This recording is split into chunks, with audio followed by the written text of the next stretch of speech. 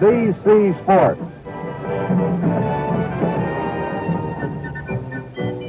Brings you the second game of the 1968 World Series.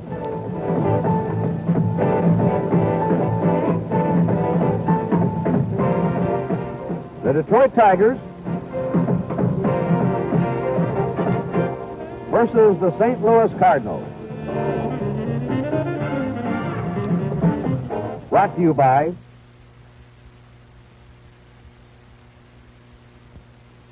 Chrysler Canada Limited and the Dodge, Plymouth, Roots, and Simca dealers who sell the quality engineered cars and trucks by Chrysler. By the more than 1,350 branches in Canada of the Imperial Bank of Commerce, and by Gillette, makers of new Right Guard antiperspirant in the silver can.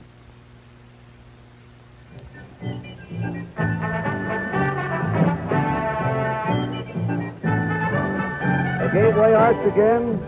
Bush Memorial Stadium, St. Louis, the capacity crowd for Game 2. A bright sun has just broken through. However, it's about 20 to 25 degrees cooler than yesterday. The temperature right now as we approach game time is 60 degrees in St. Louis, and some of the fans have light coats or top coats on in the stands. But it still should be a fine day for baseball. And, of course, as you all know, we have a right-hander, Nelson Briles, pitching for the Cardinals today, and a left-hander, Mickey Lolich, going for the Tigers. I'm Kurt Gowdy of NBC Sports. This is Harry Carey, the voice of the St. Louis Cardinals, and our wide-ranging shortstop, Tony Kubek, will be down in the stands and along the dugout for you as we report this game. Well, the Tigers are glad Game 1 is over. And as they all said yesterday in tribute to Bob Gibson, no club, nobody could have beat Gibson yesterday as good as he was. And also the Tigers feel they'll be much more relaxed today. And Harry Carey, I think they do feel that they had some butterflies yesterday, and today they won't be as over-anxious, many of them playing in their first World Series game yesterday. That's true. They had to have a little bit of an effect on them.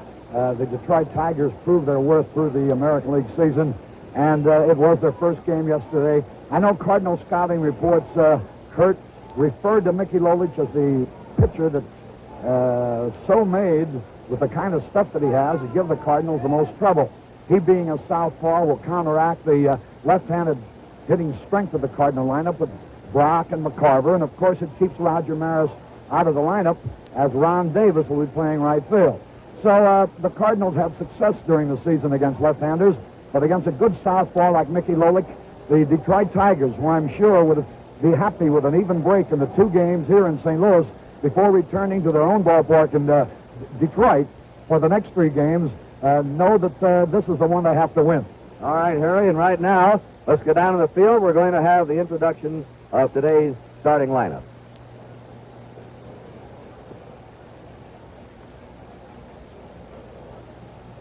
First of all, Harry, take the fans around the ballpark again.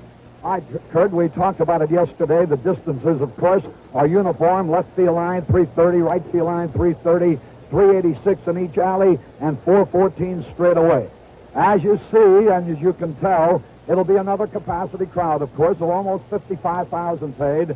We had the biggest crowd ever to see a baseball game here yesterday. The band out in center field, the usual bunting and flags that make the World Series one of the most colorful events of all sports are all in evidence here.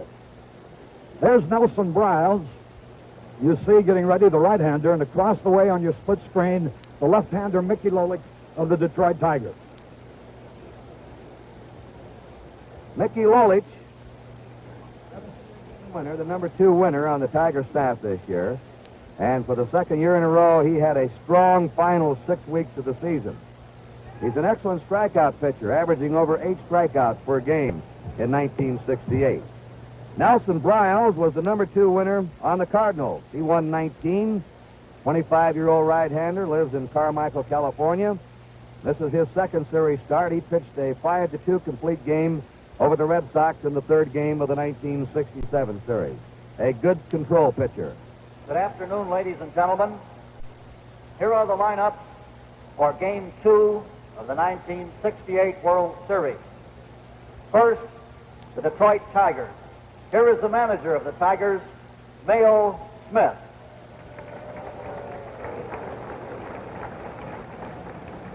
Batting first and playing second base, number 3, Dick McCollum.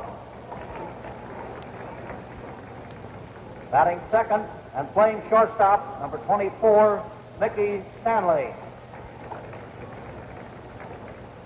Batting third and playing right field, number 6, Al Kaline. Batting fourth and playing first base, number 25, Norm Cash. Batting fifth and playing left field, number 23, Willie Horton. Batting sixth and playing center field, number 5, Jim Northrup. Batting seventh and catching, number 11, Bill Freehand. Batting eighth and playing third base, number 8, Don Wirt. Batting ninth and pitching, Mickey Lolich, who is warming up in the bullpen. Here are the remaining players and coaches of the Detroit Tigers.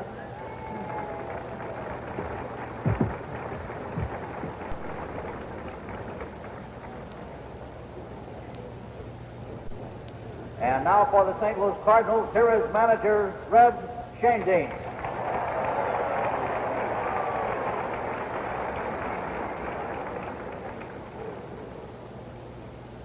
Batting first and playing left field, number 20, Lou Brock.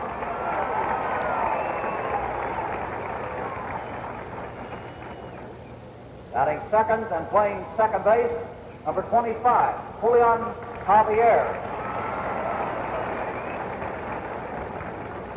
Batting third and playing center field, number 21, Kurt Flood. Batting fourth and playing first base, number 30, Orlando Cepeda. Batting fifth and playing third base, number 18, Mike Shannon. Batting sixth and catching, number 15, Tim McCarver. Batting seventh and playing right field, number 14, Ron Davis. Batting eighth and playing shortstop, number 27, Dal Maxwell. Batting ninth and pitching, Nelson Riles, who is warming up in the bullpen. Here are the remaining players and coaches of the St. Louis Cardinals.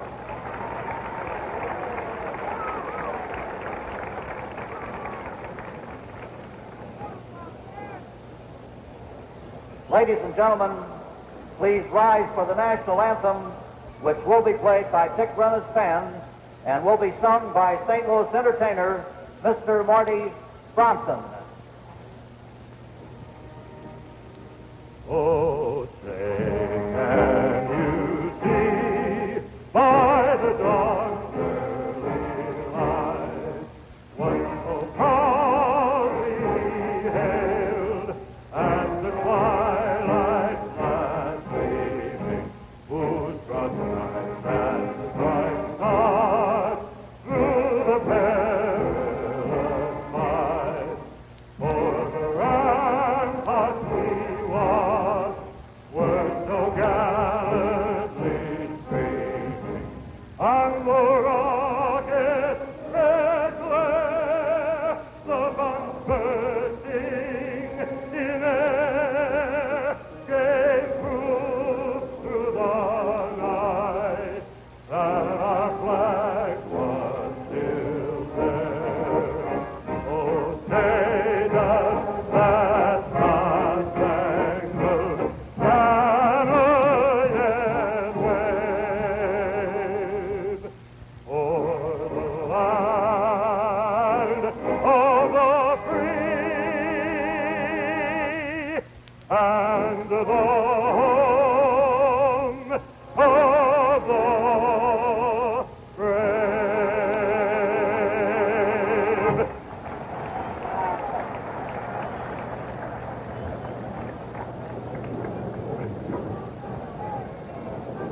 Both clubs back in their dugouts.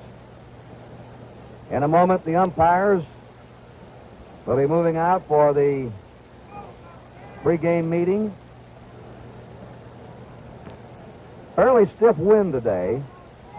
Right now it's blowing from home plate out towards second. It's a batter's breeze.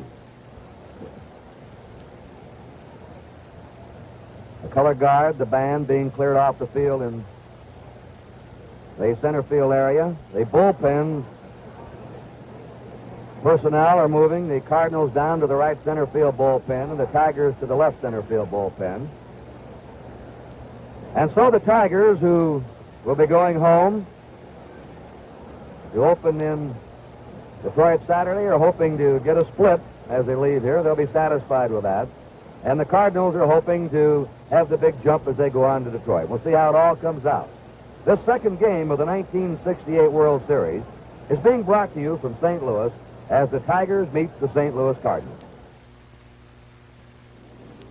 Wherever you are, whatever you're doing, feel confident. Stay dry with new Right Guard Antiperspirant, a completely new product from Right Guard. Right Guard Antiperspirant is a new defense against perspiration. It contains a tested agent that checks perspiration wetness. Feel confident. Stay dry. Get new Right Guard Antiperspirant in the silver can. Give me a dozen lemon limes. What? Lemon limes. Look, I can give you lemons or limes, but there's no such thing as a lemon lime. No? Well, what do you call this? Gillette Foamy with lemon lime. Ooh, smell it. It's not sweet like plain lime. The lemon keeps it tangy. See that? Gillette Foamy with lemon lime. Now could you give me a dozen lemon limes? Sure, mister. 1, 2, 3, 4, 5. Players assigned to the second game of the series. Jim Honeychick of the American League will be behind the plate. Stan Landis of the National League at first base. Bill Kinnaman of the American League at second base. Doug Harvey of the National League at third. Bill Heller of the American League will umpire the left field foul line. And Tom Gorman, who was behind the plate yesterday, will be umpiring the right field foul line. Red Schoendienst, the manager of the Cardinals, Mayo Smith, the manager of the Tigers. They exchange the batting orders. And we pause briefly for station identification.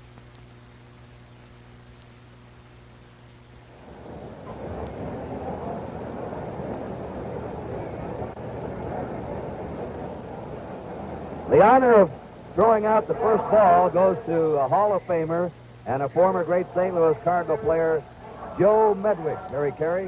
Yes, there he is, about to throw out the first ball. He was just voted into the Hall of Fame. He tosses the ball to Tim McCarver.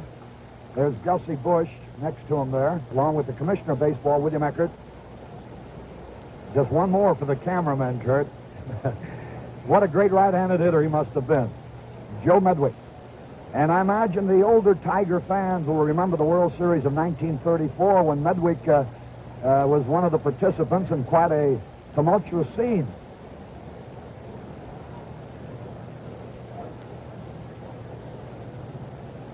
Now, once again, the batting orders. You're keeping score along with us. For the visiting Tigers, leading off will be Dick McAuliffe at second base. Mickey Stanley's back at shortstop, batting second. Al Kalines in right field, hitting third. Norman Cash is at first base, batting cleanup. Willie Horton will be in left field, hitting fifth. And the Cardinals are taking the field. Jim Northrup's in center field, batting sixth. Bill Freehan is catching, hitting seventh. Don Ward at third base, batting eighth. And Mickey Lolich will be the pitcher. Same Tiger lineup as yesterday, same batting order, except the pitcher. But the Cardinals have changed a bit. They have a new player in there, and also they've juggled their order with a left-handed pitcher going against them. Leading off will be Lou Brock in left field. Javier now is hitting second today. He's playing second base. Kurt Flood drops down to third in center field. Orlando Cepeda is the cleanup man. Mike Shannon, the third base, batting fifth. Tim McCarver hitting sixth and catching. Ron Davis is in right field. Davis in right field today, batting seventh. Del Maxville is the shortstop, batting eighth. And Nelson Briles will be pitching. McAuliffe and Stanley are swinging bats off to the left of home plate. They'll be ready to start it off for the Tigers, and in here to start Game 2 of the World Series is the outstanding voice of the St. Louis Cardinals, Mr. Harry Carey. Thank you very much, Kurt. Hello again, everybody. All set to go. A beautiful afternoon for baseball, much cooler than it was yesterday. Nelson Briles, who went to Santa Clara University. You get a good look at his style. Primarily a fastball pitcher, a sinker ball fastball. Became a starting pitcher only through the accident to Bob Gibson last July. That was on July 21st. He became the starter after Gibson had suffered a broken leg on July the 15th. And now he has become their number 2 pitcher, as he won 19 and lost 11 this past season with an earned run average of 2.80. Here's Dick McAuliffe, the fine second baseman of the Detroit Tigers. Hit .249 during the season with 16 home runs. A very aggressive leadoff man with a peculiar batting style that I know Tiger fans are very, very familiar with. There's a good shot, and you'll really appreciate his stance. The first pitch of the second game of the World Series is about to be thrown. And it's an off-speed curveball, a little bit low and inside. Now there's a unusual opening pitch of a ball game, an off-speed curve. McAuliffe. Good power. Fastball misses low. Briles is the type of pitcher who gives up a lot of hits. He allowed 251 hits and 244 innings this past season. Hot smash, but right at Cepeda. McAuliffe hit the ball very hard, but directly at Cepeda, and there's one away. McAuliffe ahead, 2 balls and no strikes. Ahead of the pitcher, got a good pitch to hit and hit it very hard, but right at Cepeda. That will bring up Mickey Stanley, the only man yesterday who had 2 hits. The Tiger shortstop.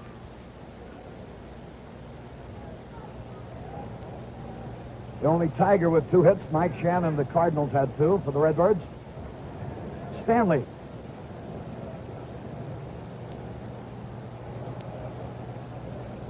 Fastball is in there for a strike ball. There's Wally Moses coaching at first base. And Tony Cuccinello at third for the Tigers. 1 strike, no ball. Fastball low outside. Kurt? You put their years of experience in baseball together, you'd have something, wouldn't you? Yes, and Moses is a great outfielder and Cuccinello a fine infielder. Moses a tremendous teacher of hitting. 1 ball, 1 strike on Mickey Stanley. The fastball is in there. Strike 2 is called. Stanley, and I know he credits Wally Moses, improved his average 49 points over last season. And had a great month of September. 2 strikes and a ball on the right-handed batter. The defense is straight away. There's a fly ball, Davis in right field. 2 gone. Stanley flies to Davis in right. 2 up, 2 down. And one of the great stars now of baseball, Al Kaline. Played over 2,000 games in the Detroit uniform. The all-time Detroit home run leader. He had the best batting average of 287 this past season. Kaline had 1 hit yesterday, a double. Gave the Tigers a scoring chance. The curveball low and outside. Kaline, one of those rare ball players that doesn't know what it is to ever have a minor league uniform on. The curve in there. A sharp-breaking curveball. There's the pitch, Kurt, that Briles has trouble with. If his curveball isn't breaking, he usually is hit hard. Well, we'll see how it goes then, Harry. 1 ball, 1 strike. The fastball is in there. 2 strikes and a ball. Briles appeared in 2 games in last year's World Series. Won 1 game, relieved in another. Kaline had a good cut at a breaking ball that time, which Riles hung. Got away with a pitch as Kaline fouled it into the stand. 2 strikes and a ball.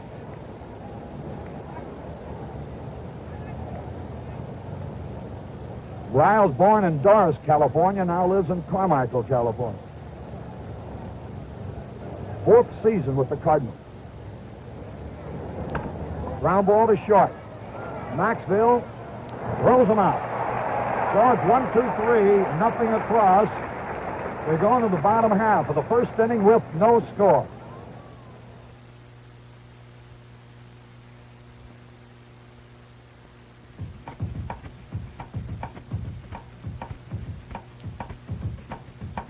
Just look what Plymouth up to now. The all-new Plymouth Fury for 1969.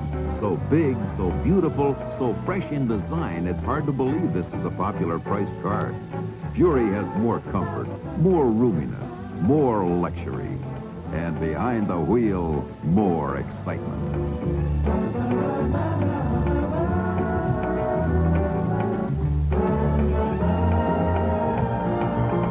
Just look what Plymouth up to now. The 1969 Plymouth Valiant, built to Chrysler standards of 6-passenger roominess and comfort. The honest compact. Fury, Valiant, Barracuda, and Belvedere at your Plymouth dealers.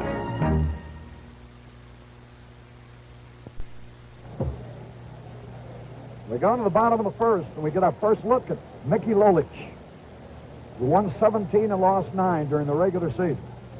And he did some tremendous work in relief roles as well as starting. He's 28 years old. It was his 10th professional season. His earned run average this past year was 3.15. He is quick. He is competitive. And if he is right, he'll give anybody trouble. Just to give you an idea about Lolich's consistency, in 5 American League seasons, he's won 18, 15, 14, 14, 17. Lou Brock, a popular favorite, of course, in St. Louis, had the only home run of the World Series yesterday. Leads off. Southpaw Mickey Lolich. His first pitch. Swung and he missed. It's like a curveball. Brock had 1 out of 4 yesterday. In his 3rd World Series.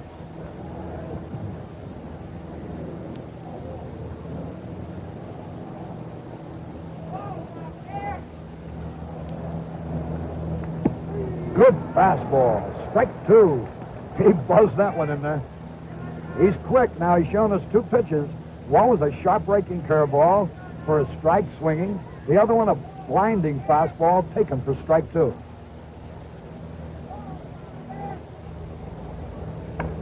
Swung late. Almost had the ball by him. Fouled it outside 3rd. Kurt? Harry, he's even faster than he looks in the stands in a press box. He's one of those sneaky, quick pitchers that ball's right in on you before you know it. And he can change during the game. He'll change from a fastball pitcher to a breaking ball pitcher, maybe back again. He changes all during the game. A good-looking young man. Fires. Struck him out! And boy, that's as good a curveball as you'll ever see. Caught the outside corner.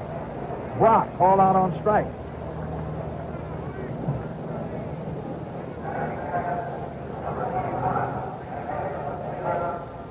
Julian Javier, who drove in 2 runs with a base hit yesterday in the 3-run inning that the Cardinals had against Denny McClain. In World Series play, Javier has been particularly outstanding with an average of .351.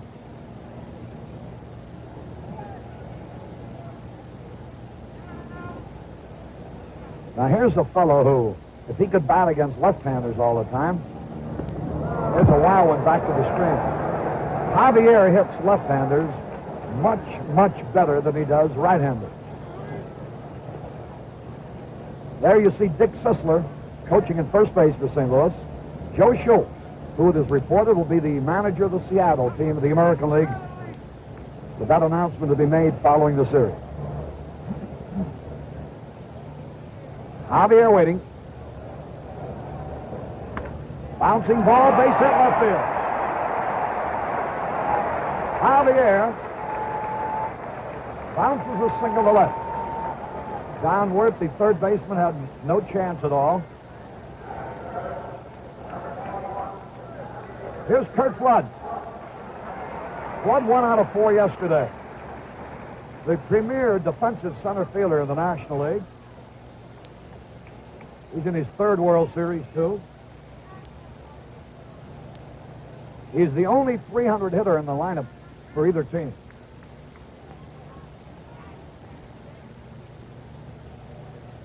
Javier is tying his shoelace. Could that be a tip-off that he might run?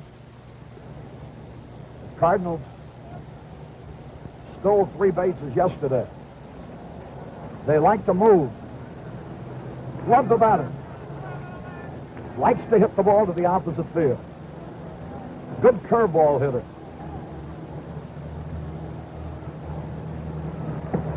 Fastball a little bit inside. Lolich has a whip to his fastball that there is no mistaking. Nothing bothers this fella. He's quite a young man. Javier leads.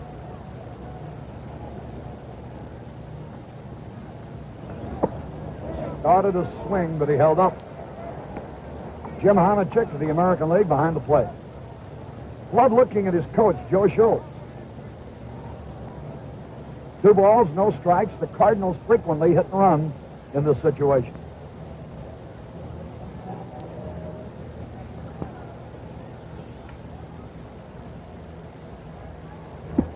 It's high, ball 3.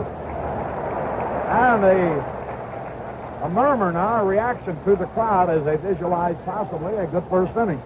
With 1 out, Javier is single to left, and Flood is out in front of Lolich. 3 balls, no strikes.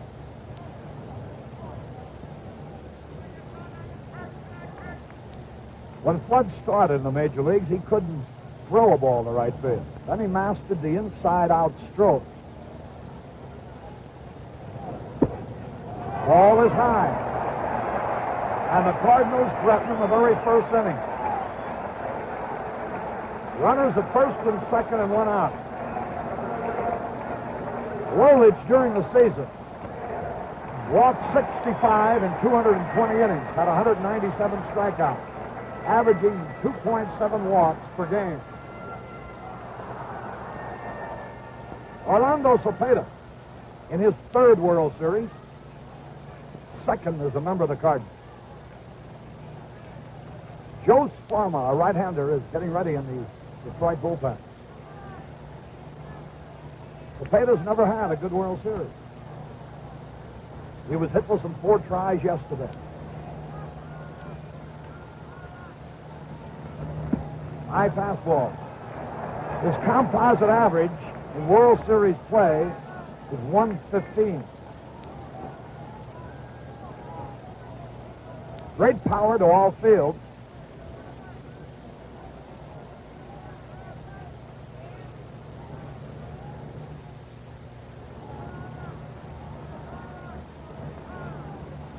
Curve of beauty in there. 1 ball, 1 strike.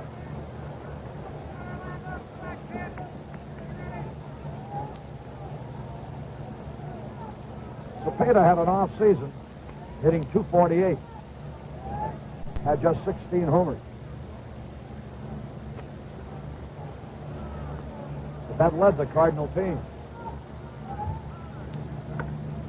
High fly ball. In the right field corner, Kaline on the dead run. Fine play by Kaline.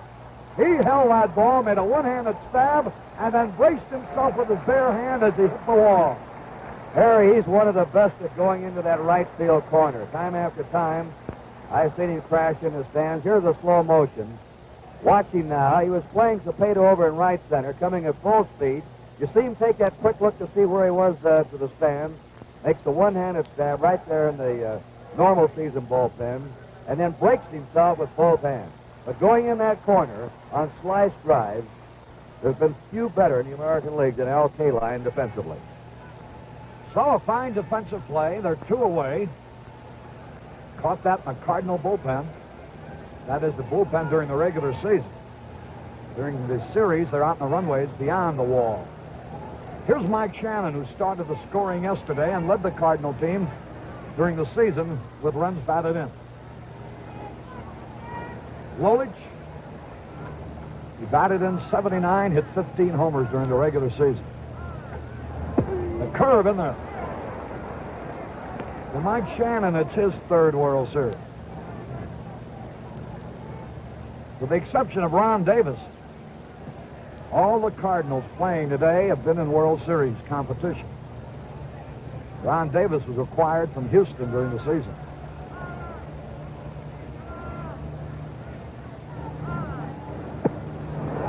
Shannon had a cut, and it looked like it went around with one hand as if his wrist might be bothering him. I notice most of the ball players now wear gloves when they're batting. The old-timers scoff at that. 2 strikes, no ball. In each of the 2 previous World Series that Shannon was in, he hit a home run. Line drive, Kaline on the run is there. One hand's the ball. And that takes care of the Cardinals with no runs. 1 hit, no errors, 2 men left on base. So at the end of the first inning, Detroit nothing, St. Louis nothing. Want to buy a horse? Get a Commerce Boots and Saddle loan. Paul got a Boots and Saddle loan from the Canadian Imperial Bank of Commerce and bought 50 horses.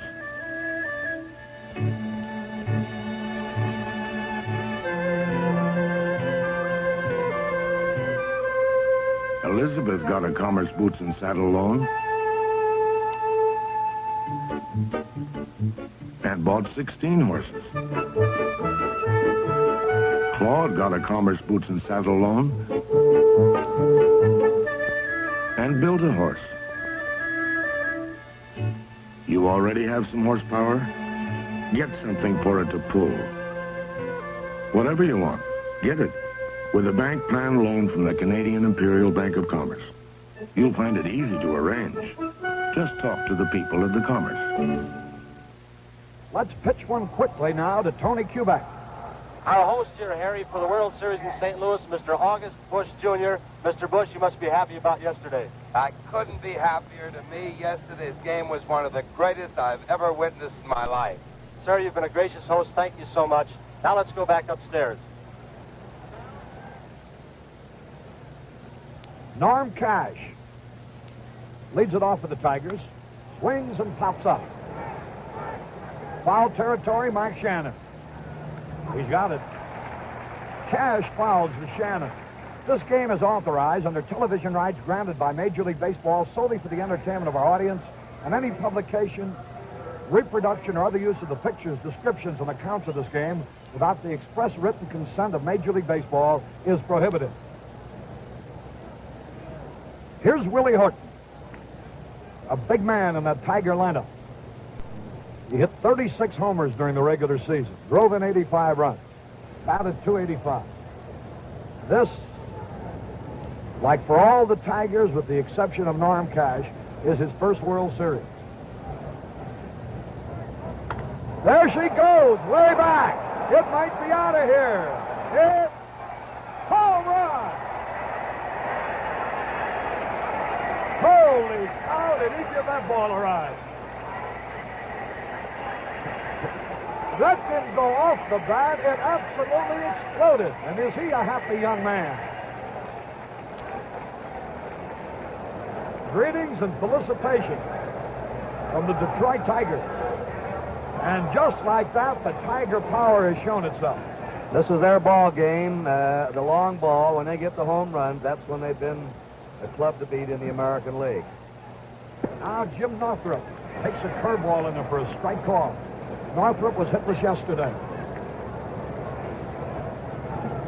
Riles allowed 18 homers during the regular season, led the Cardinals staff.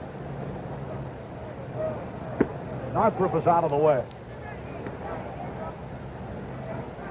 Last year against Reggie Smith, first game that Riles pitched in, he scored a 5-2 victory, but Reggie Smith hit a homer off of that day. Jim Northrup takes it high. Jim had his best American League season, even though his average dropped a few points. He hit 263. His home runs increased to 21, and he drove in 90 runs. Third in the league in that department. Fine, powerful left-hand hitter. High pop fly on the infield. Maxwell is the shortstop waiting. 2 away, here's Bill Freehand. Willie Horton. A tremendous home run high into the left center field bleachers. Where would that ball have gone in Detroit Stadium, Kurt? I've been in the upper deck, in left center, and Horton's hit him well back up there in that upper deck in left field. Bill Freehand, right-handed batter. There's a curveball that misses outside. Wouldn't have missed too far from being up in the roof. He really poked it.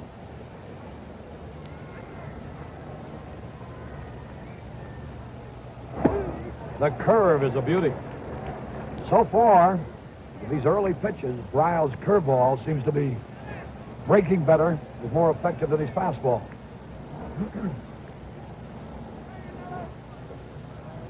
1-0 Detroit. Now each team is at a home run. Each left fielder. Horton for the Tigers, Brock yesterday for the Cardinals. 2 balls in the strike. Riles, as you can tell, is stockily built. Played football as well as baseball. Just 25 years old. 5'11", 205 pounds. He didn't mean to swing that time, but the ball hit his bat. Foul.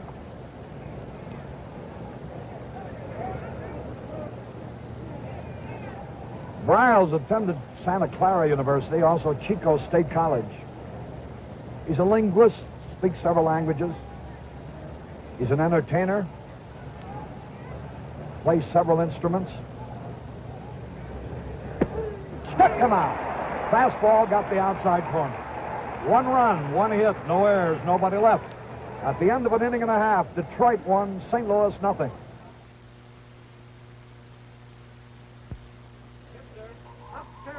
Up periscope. Bearing 150. Ship ahoy. You've got Dodge fever. Man, that's Monaco. Design 69. Take a long, slow look. Luxury line of comfort on a 122-inch wheelbase to give you a big car ride at a popular price. Under the hood, there's engine room for up to 440 cubic inches. New Superlight makes night driving super safe. Concealed windshield wipers keep the lines clean as a clipper ship. Inside, you're in command, in first-class comfort. Dodge is turning up the fever now. Get your cheerful new Dodge fever now. Dodge fever at your Dodge dealers. The second game of the 1968 World Series is being brought to you live and in color from Bush Memorial Stadium in St. Louis, exclusively on NBC, where America watches more sports than on any other network.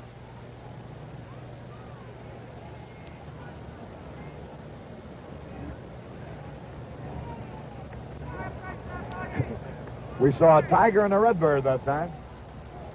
And we're seeing him here now, too, with Mickey Lolich, the tiger, facing Tim McCarver, the redbird. He's got a chance to beat it out. Out on a good play. Bill Freehand made a fine play. Scooped that ball up and rifled down to Cash, and McCarver was out on a bang-bang play. Harry, yesterday, Freehand seemed to be a little anxious, trying to hurry too much. He had marvelous poise on that, but he went out. Lolich got out of his way. Grant took his time and really had something on that throw. A fine defensive play by a catcher.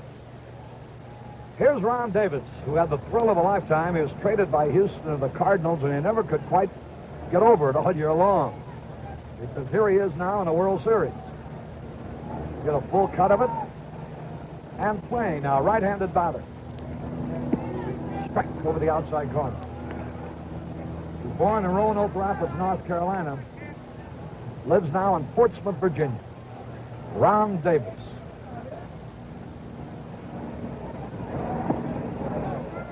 Curveball is low. Davis hit 203, had only one homer, 17 runs batted in. The Cardinals had good success against left-handers, winning 35, losing 12.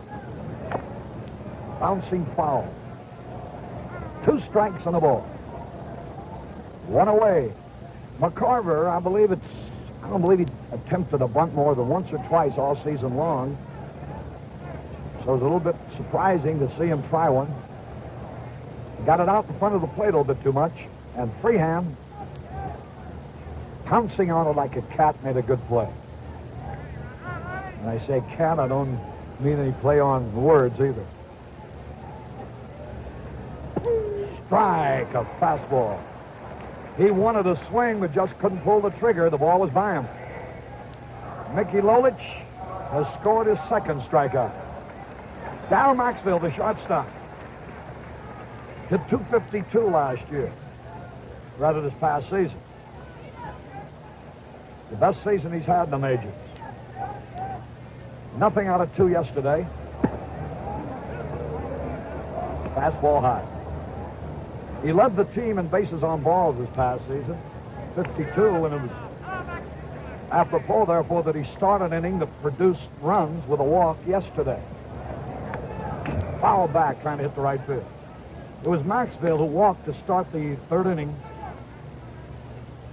against McLean yesterday. He didn't score in that inning. But in the 4th, the Cardinals with 2 walks and 2 hits scored 3 runs. 1-1 pitch. Fastball a little high.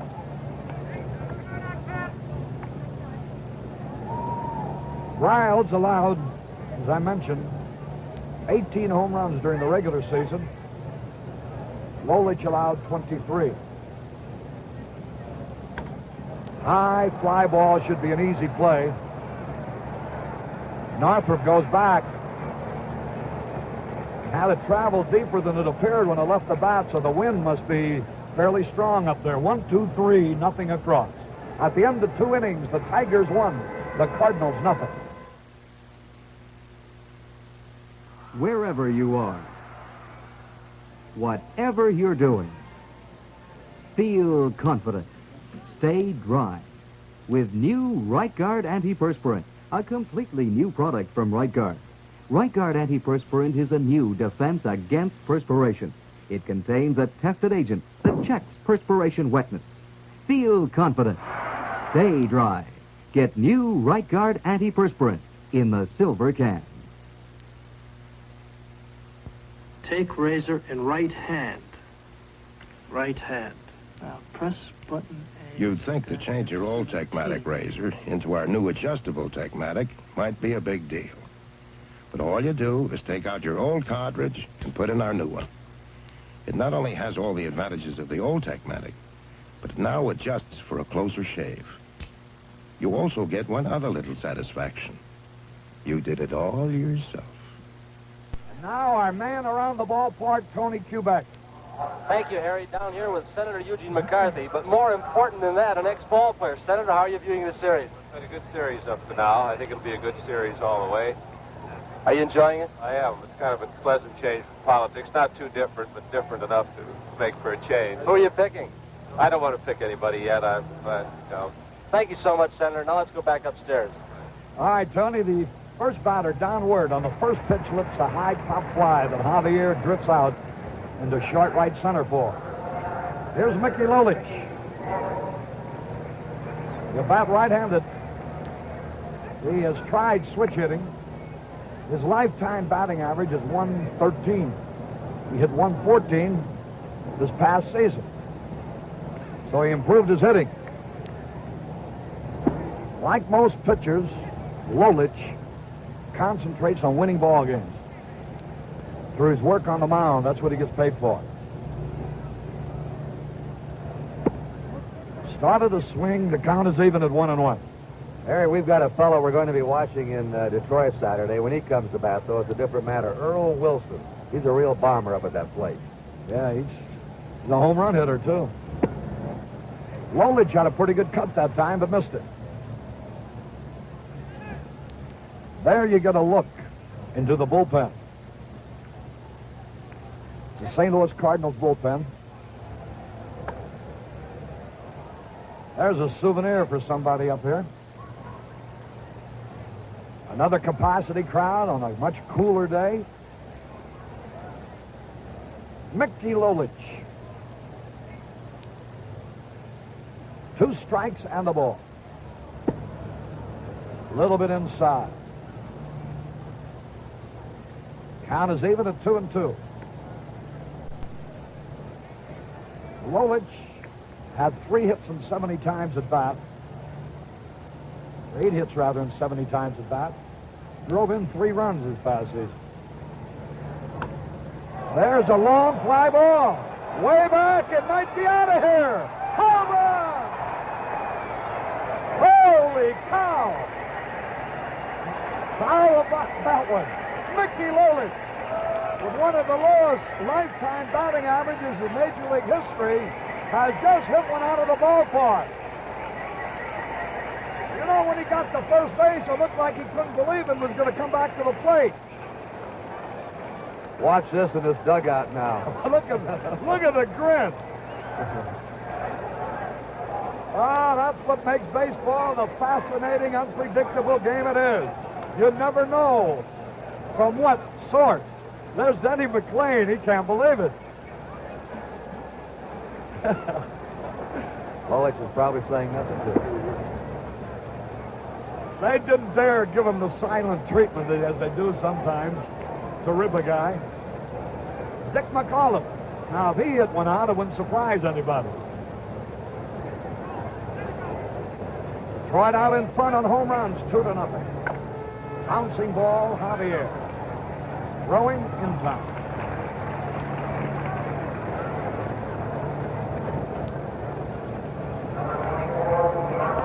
Here's Mickey Stanley, the shortstop.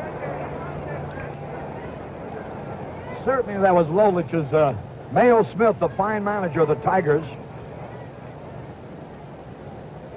In last year's World Series, 2 pitchers hit home runs. Jose Santiago of the Red Sox and Bob Gibson of the Cardinals. That has to be Lolich's first. Slow dribbler might beat it out. Shannon can't make a play, and Mickey Stanley has an infield hit. Shannon, for a converted outfielder, has become quite outstanding on that play. But in this case, playing Stanley back with 2 outs, a swinging bunt, as it were, swinging from the heels and dribbling it slowly, there was no play at all, and wisely he held the ball rather than risk a wild throw. Al Kaline bounced out his first time at bat.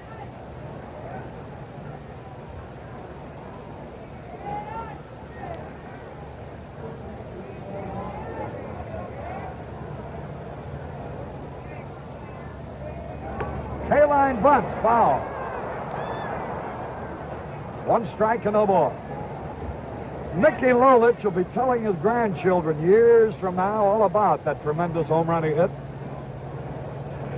And with every telling, it will increase by 100 feet or so. 10 years from now, it'll be over the Gateway Arch. Well, we saw a pitcher make history yesterday, Bob Gibson, with 17 strikeouts. And we saw a history made by Lolich so far as his career is concerned today. Al Kaline.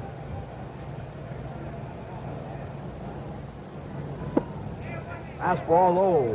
1 ball, 1 strike. I don't imagine Nelson Briles felt too badly about Horton hitting a homer, because Horton will hit homers against anybody, anywhere, anytime. But I don't think he's too happy about Lolich hitting one, the Tiger pitcher. You sure never know what's going to happen in a ball game.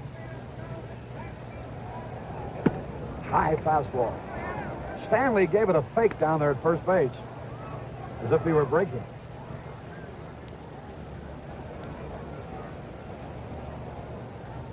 Two balls and a strike. 2 out. Tigers out in front 2-0.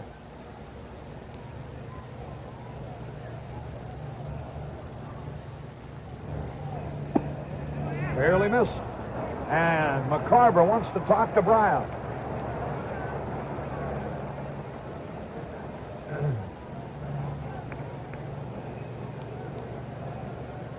Kaline, the Tigers' leading hitter during the season,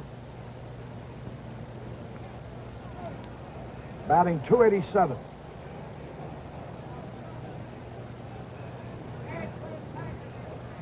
Described down through the years as the perfect ball player. Could do everything exceptionally. There goes the runner. Foul out of play.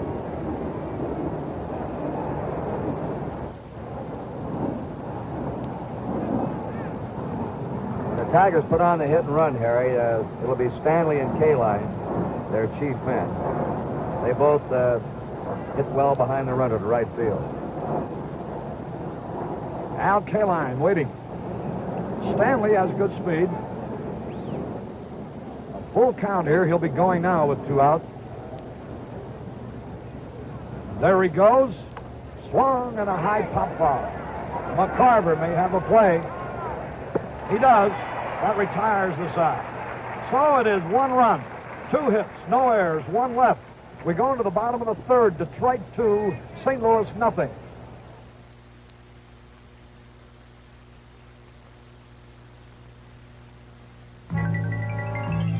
Just look what Plymouth's up to now. Meet the beautiful 1969 GTX, one of the exciting Plymouth Belvedere line that includes Roadrunner and Sports Satellite. GTX is all sport, all luxury and comfort. From any angle, GTX is a great-looking performance car at a down-to-earth price.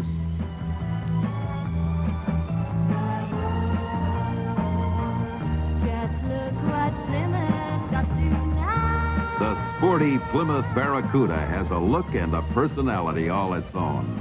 A personality you can mold to match your own with a list of options as long as your arm. Fury, Valiant, Barracuda, and Belvedere at your Plymouth dealers. NBC truly is the World Series network. Not only will we continue to bring you this annual baseball classic, but on January the 12th, 1969, we'll bring you the World Series of professional football, the Super Bowl. Then in March, the NCAA basketball championships, the World Series of college basketball, and then again next year, the World Series of golf. All on the World Series network, NBC. Cardinals trailing 2-0. Nelson Briles, the batter.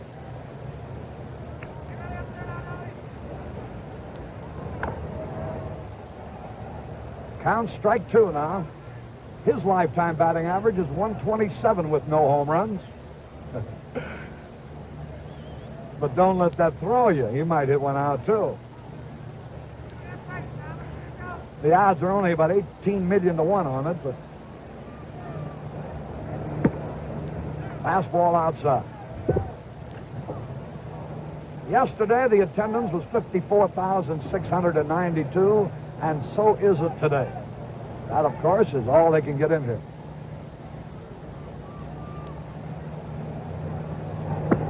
Struck him out. A good fastball. Number 3 for Mickey Lolich. Here's Lou Brock.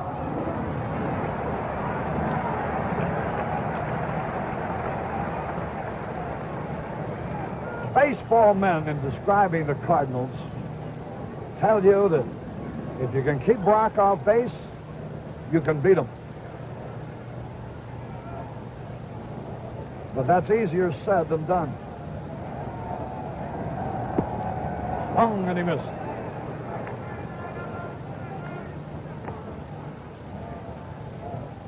Brock each year leads the Cardinal batters in strikeouts.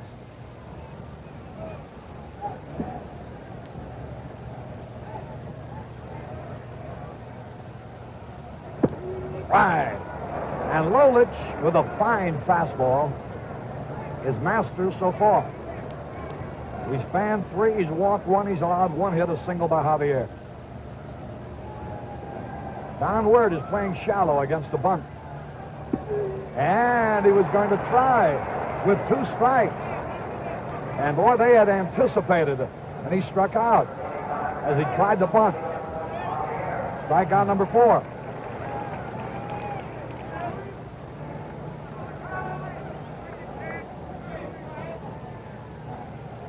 The position play in the World Series isn't by accident.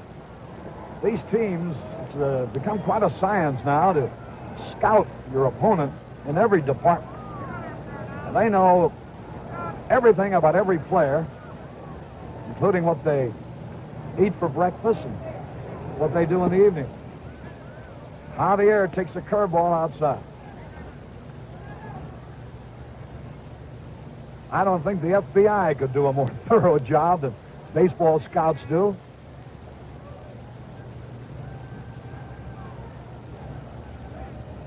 Two men are out, nobody on. Detroit with home runs leads 2-0. Strike. Lolich has shown us, as Kurt had observed earlier, a fine live fastball and a good curveball. And he's had control. And when you add those ingredients, it means a pitcher who is tough to beat. 1 ball, 1 strike.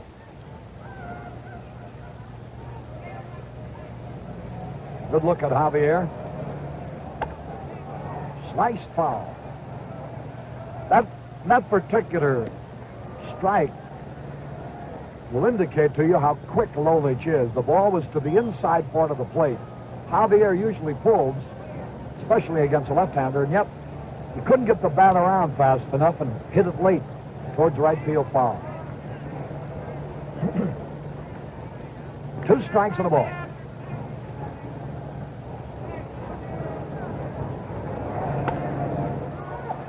Fast work.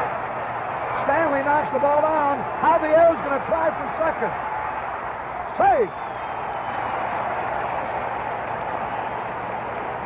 That was a ground ball to Wirt's left. It skipped under his glove. Stanley dived, and as he hit the ground, it seemed to jar the ball loose, and it rolled away from him. The scores haven't indicated yet. It is a base hit.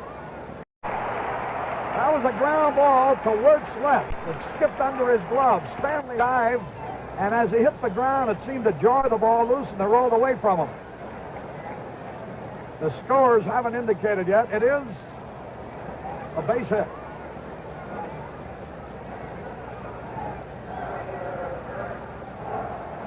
And an error on Stanley. A single and an error on Stanley for kicking the ball away after he made a fine stop behind Wirt. So Flood will be the batter with a man in scoring position. 2 out. Flood walked his first time at bat. Good curveball.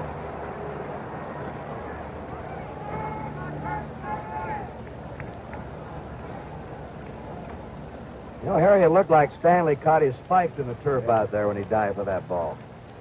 He actually made a fine stop, and it was hitting the ground to knock the ball out of his glove and away from him. Whoa, a beautiful change of pace, but just barely missed the strike zone. What deception he had on that one. You could see Flood doing a double take with the bat.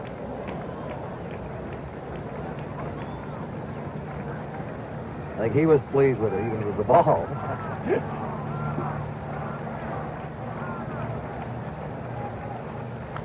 Ground ball. Second baseman up, throwing. In time. McCall, a good play to his right. He had him played perfectly. No runs. One hit, one error, one left. At the end of 3, Detroit 2, St. Louis nothing. One of the world's great banks. Who do you have now, Tony Kubek? Harry Carey, one of the top sports announcers in the country, one of the top people, Joe Garagiola. Joe, the Tigers are showing what they're famous for, power right now. Power and a left-handed pitcher who won't scare too easily, Tony. I'm pretty happy about a home run. Joe Garagiola, thank you so much. Nice seeing you again. Nice to see you. Nice to be with a good hitter. Thank you. Oh, let's go back upstairs.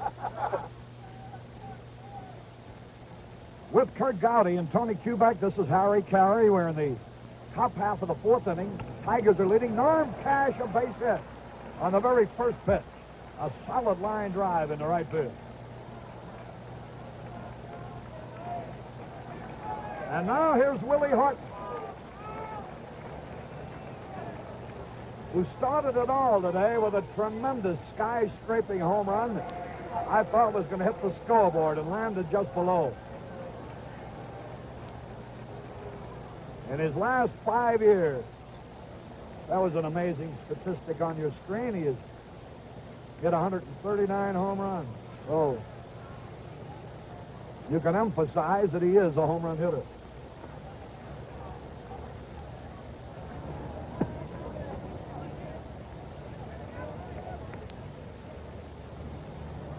One ball, no strikes. Top of the 4th, 2-0 Detroit.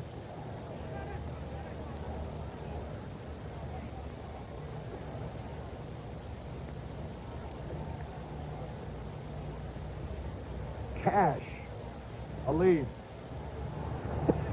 The fastball was high and tight. 2 balls, no strike. You know, Bryles, if you've noticed, we might call it to your attention, kicks off the mound in the fashion of Bob Gibson and is therefore not in position for balls hit back towards the mound. His momentum carries him to the first baseline. He isn't quite as quick in recovering his balance as Gibson is. High fly ball. Flood back. Near the wall. Got it. That in Detroit would have been another home run.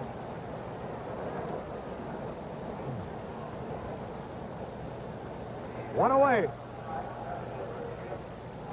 I'll tell you, if the Tigers did have any first-game jitters, they're certainly not in evidence in the second game. They look much more relaxed today. Easier, not as anxious up at the plate. Of course, Gibson would make anyone look anxious, but you can see the difference in them. They look much more relaxed, Harry. Here's Jim Northrup. Popped up his first time, looking for his first World Series hit. Sky-scraping fly ball that Flood will have no trouble with.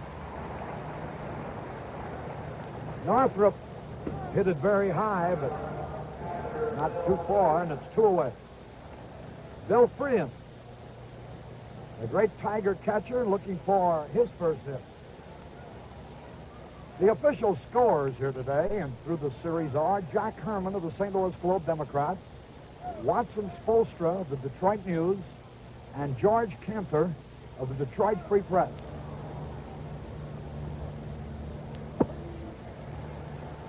Freehan takes the curve. Strike. Runner at first, 2 away. 2-0 Detroit. Home runs by Willie Horton and Mickey Lolich.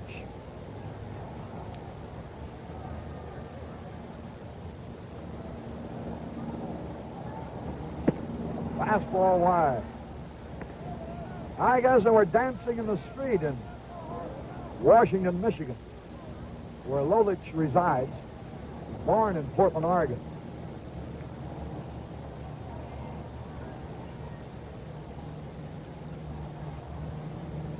One pitch. Pop fly, short right. Davis coming over to the line, still running, and makes a fine running catch of a fair ball. No runs, 1 hit. No errors, 1 left. We go into the bottom of the 4th. Detroit 2, St. Louis nothing.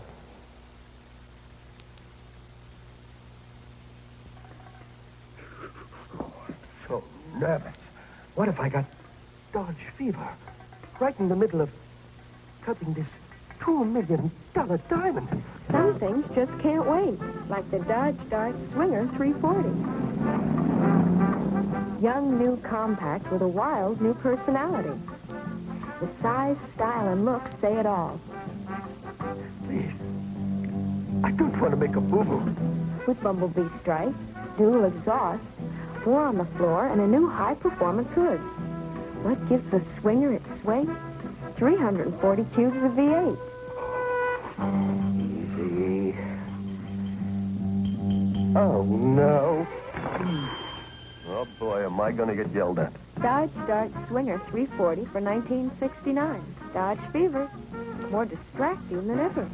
Dodge is turning up the fever now. After the series, Joe DiMaggio, one of the greatest outfielders in baseball history and now an executive with the Oakland Athletics, will make a 17-day tour of military hospitals in the Pacific, along with 3 active players. A trip arranged by Baseball Commissioner Eckert in cooperation with the Department of Defense and the USO. Outfielder Rick Monday of Oakland and relief pitchers Ronnie Klein of Pittsburgh and Ron Taylor of the Mets will accompany the former Yankee Clipper, the one and only great Joe DiMaggio. Cepeda leading off. Cardinals trail 2-0. Fastball low. Cepeda fouled out his first time as Al Kaline made a good play.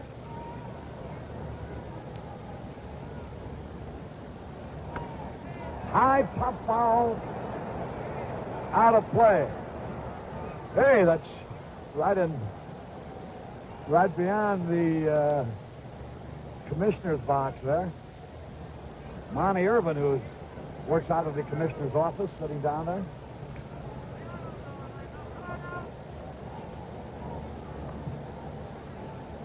One ball, one strike. Cepeda.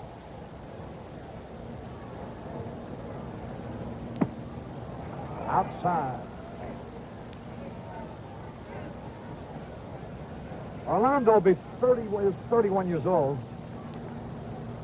A national hero in Puerto Rico, where they're watching NBC's World Series coverage right now. Ball 3. 3 balls and a strike. Bottom of the 4th. Detroit leading 2-0. Willie Horton homered in the 2nd. Mickey Lolich hit one in the 3rd. That's the story in a nutshell if you're just joining us.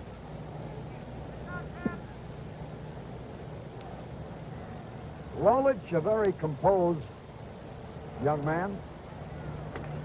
Smash to the shortstop. Stanley throws to first for the out. That ball was hit very sharply. A low line drive, 1 hop. Here's Shannon. He flied out to right center to end the 1st inning. But the only time the Cardinals really had a chance, a single by Javier and a walk to Flood after Brockett was caught out on strikes, put 2 base runners on, but Cepeda and Shannon will retire. Fouls off the fastball. Lolich is doing it with the basics. Fine live fastball and a good sharp curve. Right. You could hear that one pop in the Freehan's glove. Mike Shannon, a native St. Louisan, great all-around athlete in high school and college. Didn't mean to swing, it was pulled. Slow dribbler, McAuliffe, good play. Shannon didn't want to swing. The ball hit his bat and trickled to McAuliffe. And McAuliffe very nimbly and gingerly raced in, picked the ball up, and flipped to first base. McCarver bunted in the 2nd inning, but was thrown out on a good play by Freehan.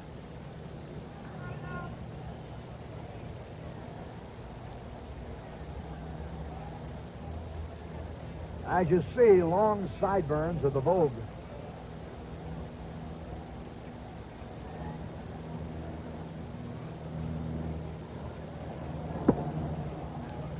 Some of these athletes should have more hair on their sideburns than we have on our head. Carver looks like an old Mississippi riverboat gambler. The pride of Memphis, Tennessee. Foul back. 1 ball, 1 strike.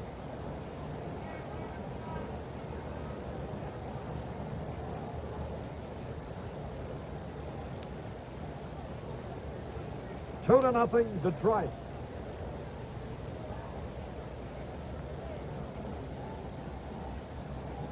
Jim attended Christian Brothers College in Memphis, also Memphis State. Hits a bouncing ball. McAuliffe in fast. Throws him out. And it's 1-2-3, nothing across. At the end of 4, it's still Detroit 2, St. Louis nothing. We're about to take you on a voyage to a fantastic razor blade. You've heard about the Gillette spoiler, haven't you? Well, if you'll come up to the edge with me, I'll show you why it spoils you.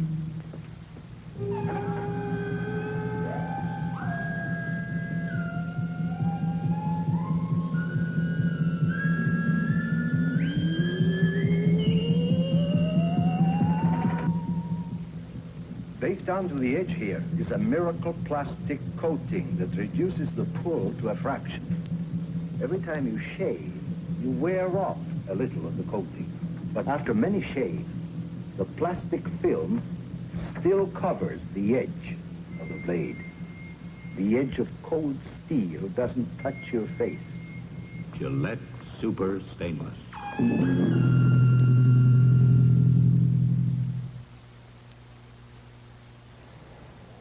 Tony Kubek. Yes, sir, Harry. We're down here with the mayor, Jerome Kavanaugh of the great city of Detroit. Mayor, this Tiger team has bounced back before. They're doing it again today. Tony, I'm much happier today. I think it's going to go 5 games. Tigers probably in 5. No, seriously, Tigers look a great deal better, especially with Gibson not pitching. Thank you so much, sir. We'll see you in Detroit. Let's go back upstairs. There is Don Wirt, Detroit's third baseman, taking the first pitch in there for a strike call. Wirt had a base hit yesterday, 1 out of 2. Popped up his first time against Breyer. The curveball outside. 2-0, Tigers out in front. You know, Lolich, there's a curveball that missed. As indicative of how good he is when he's right. During the season, he pitched 8 complete games. 4 were shutouts and 4 one-run games.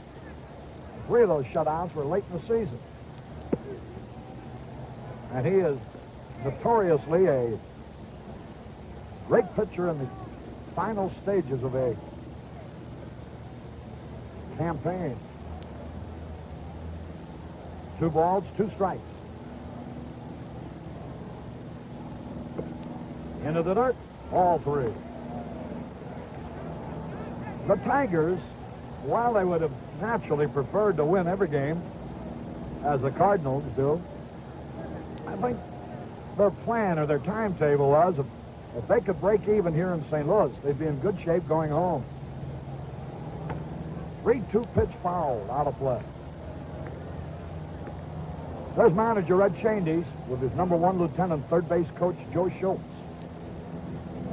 Red, a great second baseman during his playing days. They call him Huck Finn. Freckle-faced, red-haired, doesn't seem to have aged a day. Ball 4. We pause briefly for station identification.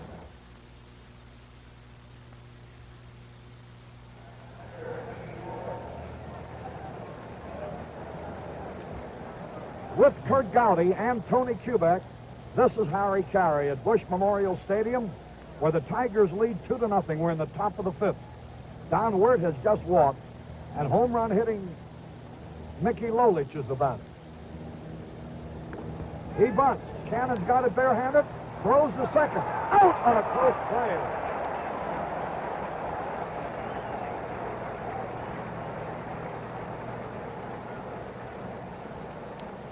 They're really looking for the bunt on this one. Now watch it in slow mo. Look where Shannon is. About 10 feet off the plate when he fielded that bunt. A good throw. They knocked down that front man at second and put the pitcher on the bases and a slower runner than Wirth. You know, Shannon has a powerful throwing arm, and that made the difference there. Now, there's a case of a perfect bunt by Lolich, but because of the defense, Shannon charging so, he turned a perfect bunt, which should have advanced the man, into a force out at second. Here's Dick McCullough. Bouncing ball. He's got a chance to beat it out. The pass. Save!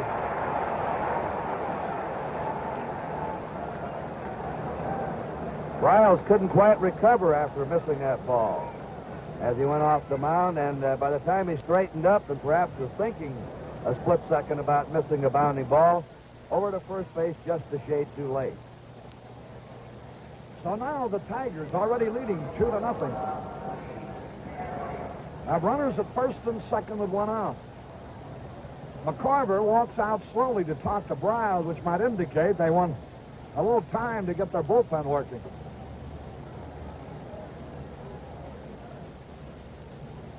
Mickey Stanley, who had 2 hits yesterday and 1 today, will be the batter. Runners at first and second.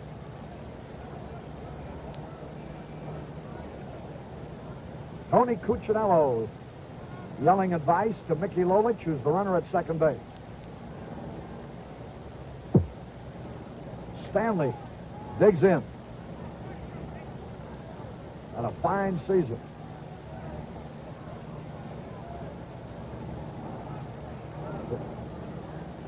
Riles, fastball in there.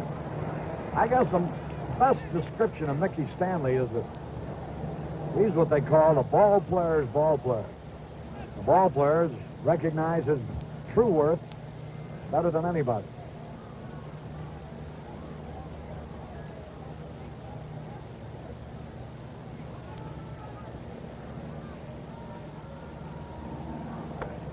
Fouled it out of play trying to go to the opposite field. And I guess that's one phase, Kurt, that he improved his hitting through the tutelage of Wally Moses. He's learned to hit the ball the other way. Well, he took extra hours of batting practice. What he's also done, Harry, is he's willing to keep changing. He'll move around in that box, and as you say, he'll go with a pitch, but he's kept working at it. He never gave up on himself as a hitter. He's in the hole, 2 strikes and nothing.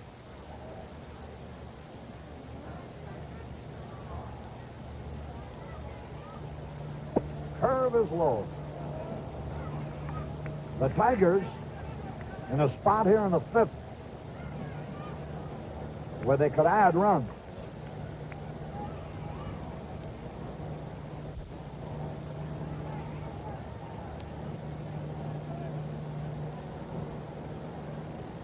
The defense is straight away, maybe a shade towards right against Stanley. That evens it at 2-2. Al Kaline will be next. Mickey Stanley from Grand Rapids, Michigan. Tigers have a lot of local boys, state of Michigan boys on the roster.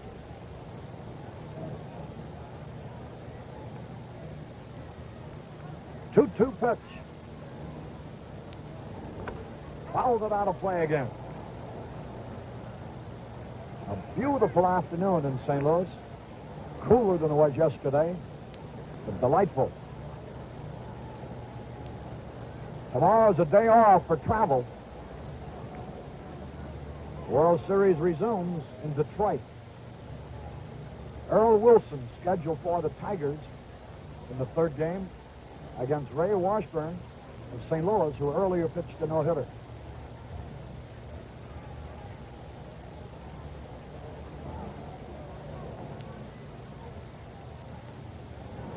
He struck him out.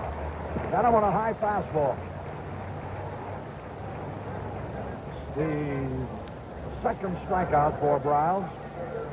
He got that one where he really needed it.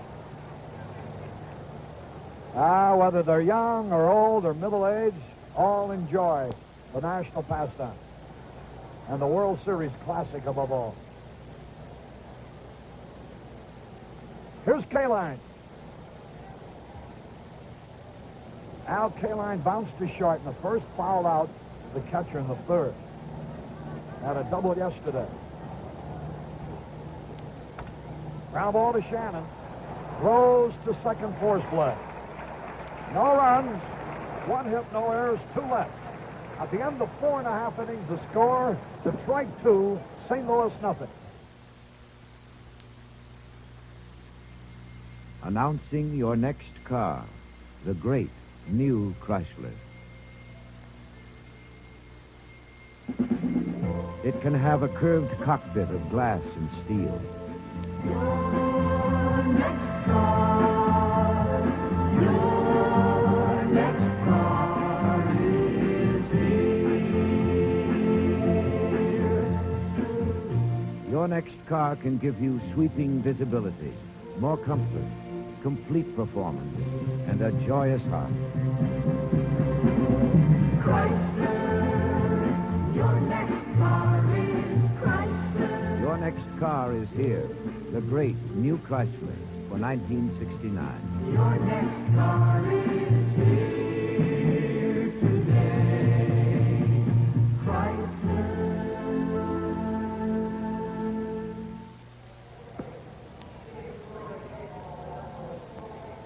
Going into the bottom half of the 5th inning, Detroit leading the St. Louis Cardinals 2-0.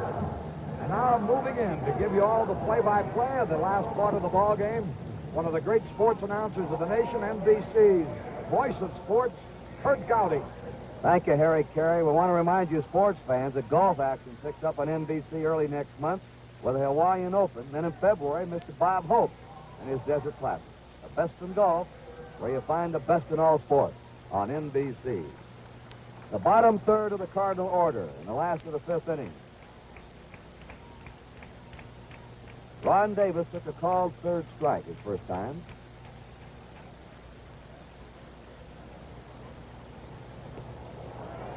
He had to skip rope on that one.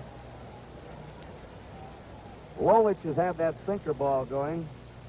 All 3 outs of the 4th inning were ground balls by the Cardinals to the infield. The key so far for Lolich came on Kaline's running grab of Cepeda's foul ball in the 1st inning in the right field corner. Ball 2. At that time, the Cardinals had runners on 1st and 2nd, 1 out. And Kaline made the best defensive play of the game. That was out number 2, and then Lolich got Shannon on a fly to right center. The 2-0 pitch to Davis. Lolich is behind him, 3-0. And the Cardinal fans now start that rhythmic clapping. That's the Tiger bullpen in left center. They had action there in the 1st inning. Joe Sparma started to warm up, but since then it's been quiet.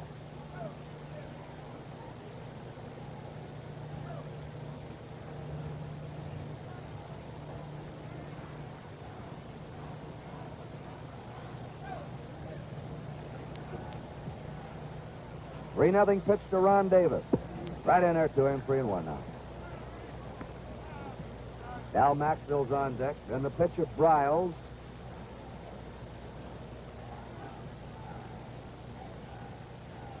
We'll see if the Cardinals make a move. The on-deck batter, Maxville. 3-1 delivery. Fly ball into deep left center. Willie Horton going back. Goes Northrup, and in the warning path, it's Jim Northrup.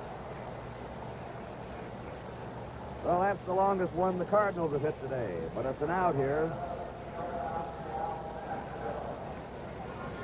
Tiger Stadium is a deeper center field. It's 440. The straightaway center in Detroit. But it is a better hitter's ballpark. And down the left field line, left center, and right field. Park's a little bit bigger. Al Maxville flied out to center his first time. A ball to him. Lolich keeps looking at the mound, as if there's something bothering him on his stride.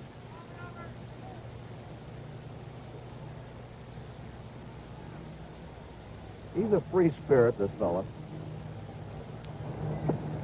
2-0. Now he looks at that mound again. And he starts to do some janitor work out there. You know, Kurt, talking to Denny McLean, he said that Bob Gibson must have a size 28 foot. He said that's how deep was the hole that his front foot dug into that mound, and when McLean would come off, it would bother him hitting that deep hole. I want to say something about Denny McLean. I've never heard a loser more gracious than he was yesterday. The way he praised Bob Gibson. He made a lot of friends winning 31 games and made even more. The type of loser he was. In there with a fastball, 2-1. He was a real pro. Mounds all have a different feel, even though they're all just about the same. There's just something about the texture or the level. The 2-1 pitch is hit hard to short. Stanley up with it. Flips the throw over. And they're 2 down. And if this intense pressure that they were supposed to be putting on Stanley has bothered him, he hasn't shown at a shortstop or at the plate. He's played a very cool series so far. And that ball, you know, might have handcuffed even a fellow used to shortstop, but you saw him with a poise, take his time, and make the good throw to first. Well, with 2 down, nobody on, Briles is hitting now. Briles struck out his first time. There's that fastball in there for a strike. Lolich roars into Tiger Stadium on his motorcycle and roars out again. He has 5 motorcycles at home. Curveball, foul back. 0-2. He likes speed. Today he has it on his fastball. Tigers are leading. 2-0 last to the 5th.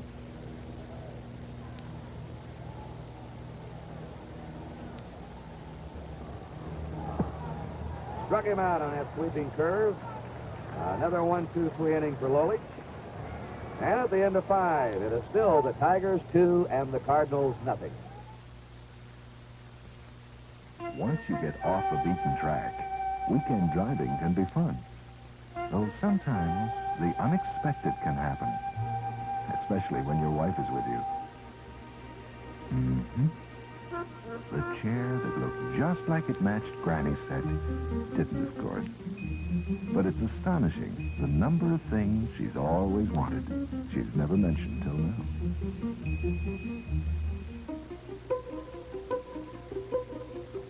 That's when it's nice to have cash on hand at the Commerce. Cash for spending, cash for saving. The Commerce checking account plus savings account gives you the best of both worlds. Lets a man be his own master. Yes, sir. Weekend drivers sometimes get an unexpected bonus, especially when they keep cash on hand. Keep cash on hand at the Commerce. We pause now for station identification. This is the CBC Television Network. That's on Saturday. It's going to be an hour earlier. It'll start at 12:30 Eastern Time, just before the 3rd game of the 1968 series. There's Mr. Joe Cronin and his wife Mildred.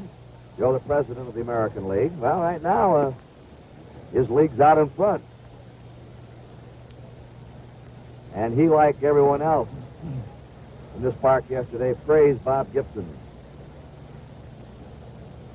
In the 6th inning, the Tigers will have Cash, Horton, and Northrup up against Briles. Here's the way the scoring has gone. If you've joined us late with 1 out in the 2nd, Willie Horton hit a tremendous home run into the left center field bleachers. And then with 1 out in the 3rd, Mickey Lolich hit his first Major League home run.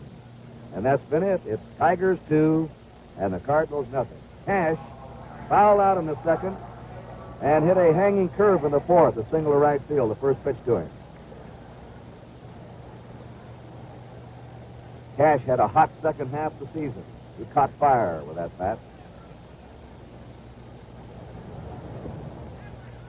The only starter for the Tigers who's had previous World Series experience.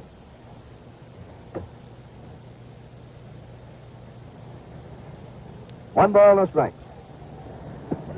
Fastball's over. 1-1.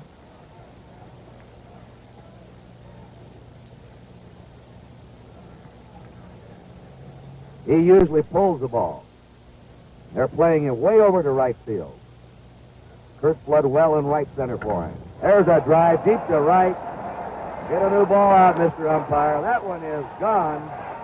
The third Tiger home run of the game.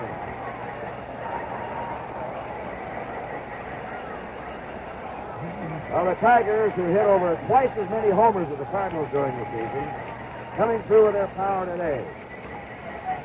Yesterday it was the Cardinals' Bob Gibson and their speed. They stole 3 bases. And a different story this afternoon. I'll say one thing. There was nothing cheap about that home run. That was high and far. Willie Horton hit a home run to left center, and then a fly ball to deep center. On the foul of the plate of strike 1 to Willie Horton. Most home runs allowed by a pitcher in the game has been 4. Charlie Root, Eugene Thompson, and Dick Hughes. Hughes last year. Riles has given up 3 homers. Ground ball in the hole. Good stab by Maxwell. The long throw, and he's safe.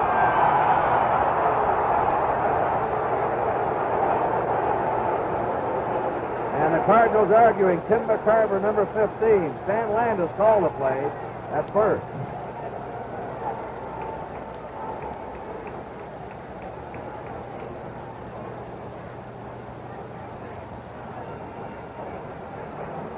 Red Shadings was out there now.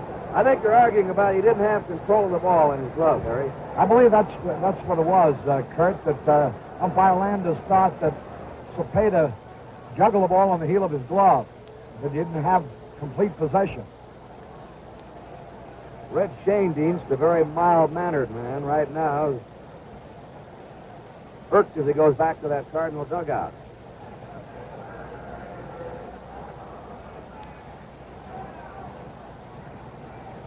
And here's Billy Muffet, the Cardinal pitching coach, coming out.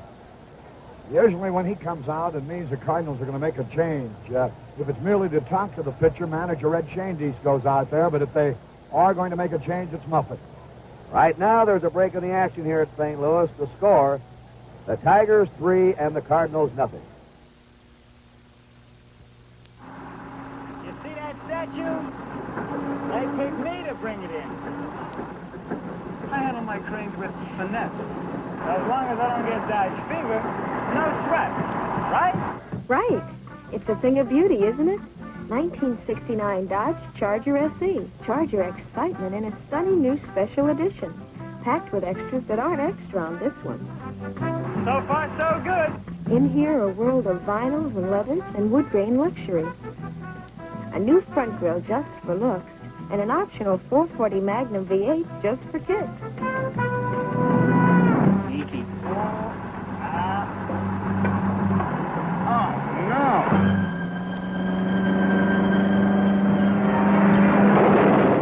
Charger's special edition for 1969. It's why Dodge Fever is more smashing than ever. Dodge is turning up the fever now. The Cardinals' young left-hander, Steve Carlton, is moving in. He relieved only once during the season. Harry Carey knows him well and will tell you all about it. He's a youngster who's a fastball pitcher and has a good curve. He started the season well. On June the 4th, he had a mark of 7 victories and 1 defeat. But from there on out, he had a lot of trouble. He pitched fine ball games but couldn't win. He's overpowering when he's right. He's just 24 years old. He's from Miami, Florida. And so the Cardinals have their first pitching change of the series. All right, now let's quickly go down to Tony Kubek. Thank you, Kurt and Harry. We're talking to the man who last year was in the same shoes as Mayo Smith of the Tigers, the manager of the Red Sox, Dick Williams. Dick, the Tigers are coming back.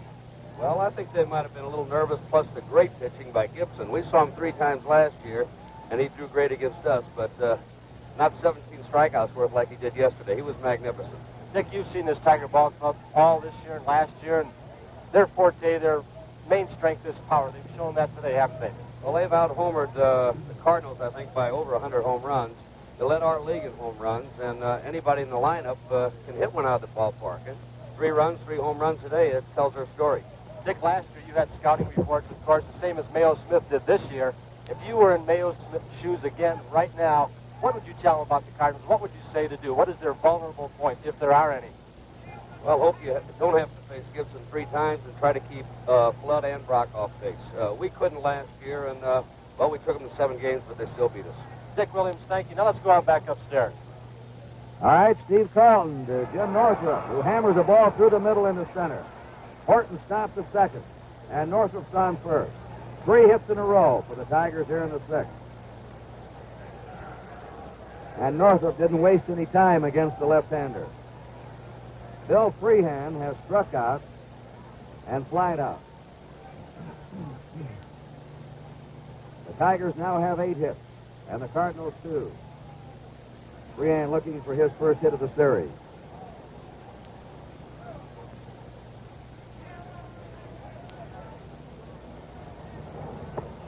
Ball 1 to him. Runners on first and second, nobody out in the 6th. Steve Carlton, 23 years old, born in Miami, lives now in North Miami, Florida.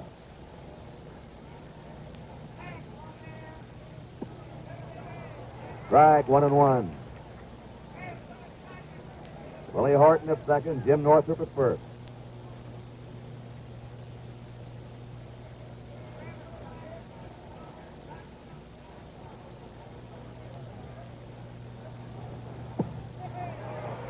Sharp curve that Freehand couldn't get. 1 ball, 2 strikes.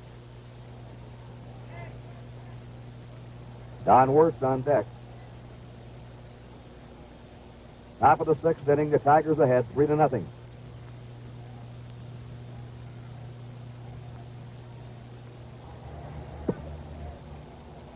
The low pitch makes the count 2-2.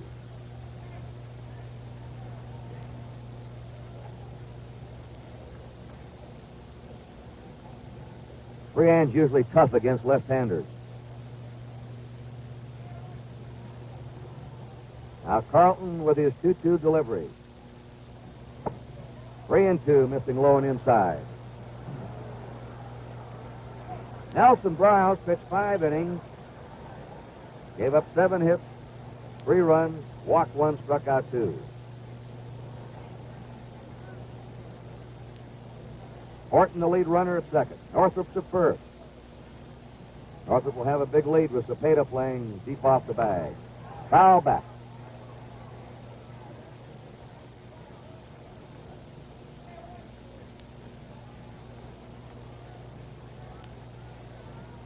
Sometimes this year when a left-hander went, Freehand moved to first base with Jim Price going behind the plate. So they tried to keep Freehand's right-handed bat in there all the time. 3-2 pitch again. Foul ball back.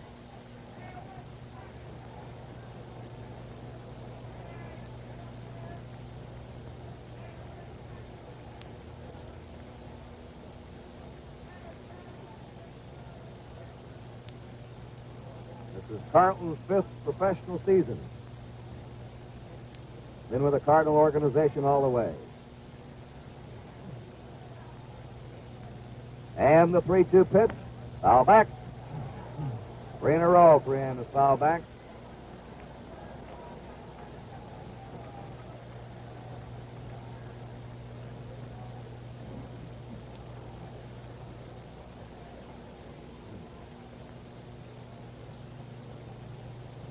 The outfield is deep and straight away for him. Runners on first and second.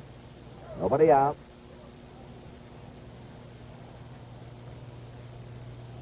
And the 3-2 pitch.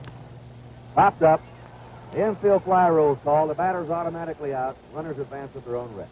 One away. Don Wirt, batting number 8 in the Tiger lineup, has popped up and walked.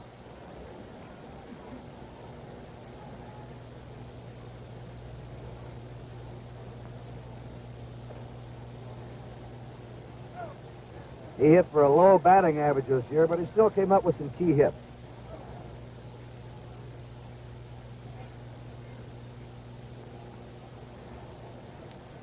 Hard to explain how a fella can drop off sometimes 40 or 50 points. 5 years in a row, he hit between 260 and 268. Then suddenly, boom, he's all the way down to 200. 1 ball, no strikes to him. There comes that year, Kurt, when those line drives go at somebody rather than between them. 1 away, runners on first and second.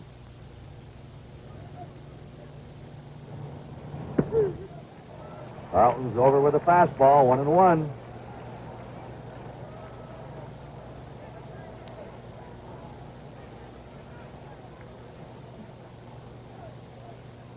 Willie Horton at second. Jim Northup's at first. They're playing Wirt to the opposite field. Fouls it back. Kurt Pleb 2 or 3 steps into right center. And Ron Davis is over toward the right field line.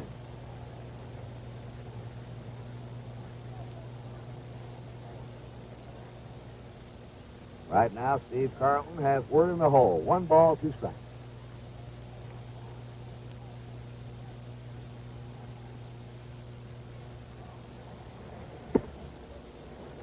Two and two.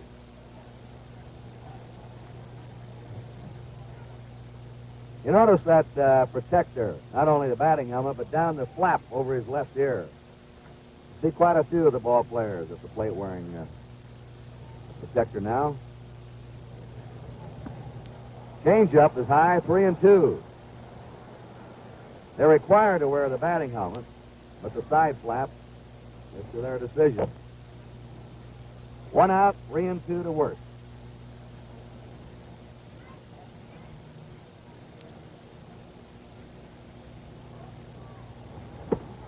And the bases are loaded as the home run king, Mickey Lolich, comes up.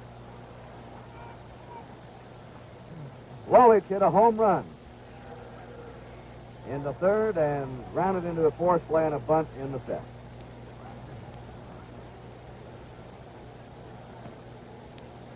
You know, Kurt, how much a part of this game pitching really is. Yesterday, it was all Cardinals because Gibson was superb on the mound. Today, it's been all the Detroit Tigers with Lolich being most effective. 1 out, the bases loaded. The Tigers leading 3-0 in the 6th inning. Fastball for a strike.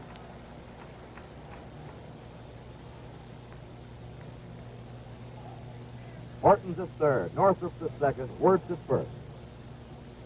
The infield shallow at first and third, and they're in just a couple of steps at short and second. Curve is over. Strike 2.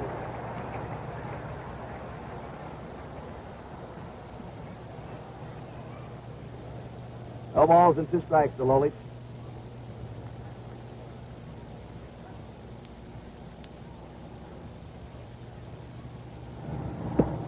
One and 2. Well, despite that home run, Harry, the outfield is still not too deep for him.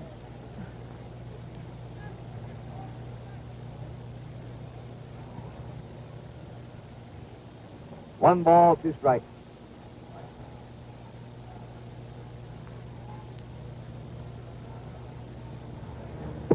Struck him out on a fastball. That makes it 2 down. Brings up the top of the Tiger batting order and Dick McCullough. He's grounded out twice and had an infield hit. Now the Cardinals back up in the infield for the big out.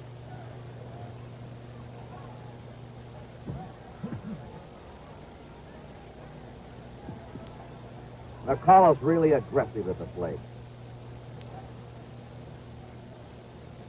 He led the American League in runs scored.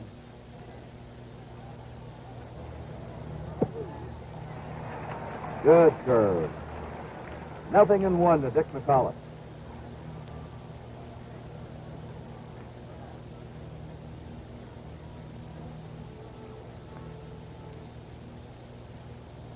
Three men on, two down. And the one-strike pitch. High this time, 1-1. The breeze, we'll mention it again, is blowing from first to third. And sometimes from home plate toward second. And it's a fairly stiff one. Balls hit in the air toward left center and left field today have been given a boost. Foul back, 1-2.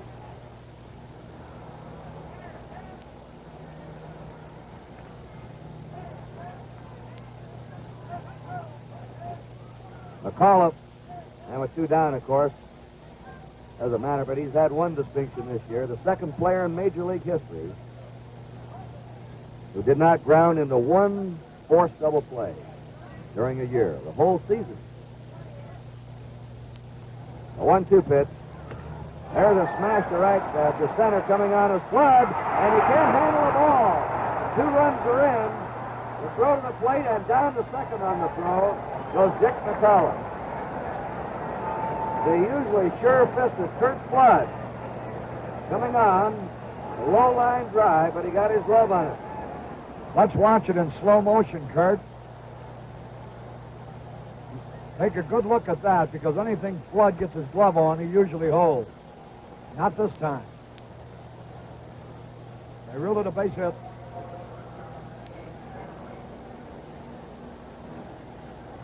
A base hit has been scored for McCullough. He'll get credit for 2 RBIs. Don Wirtz at third. On the throw-in, McCullough went down to second. And Mickey Stanley takes ball 1. So the Tigers lead now 5-0.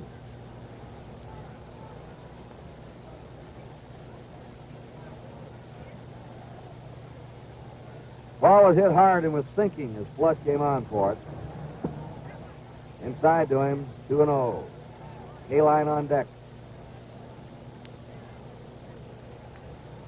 The Tigers now have out-hit the Cardinals 9-2. And Al K-line.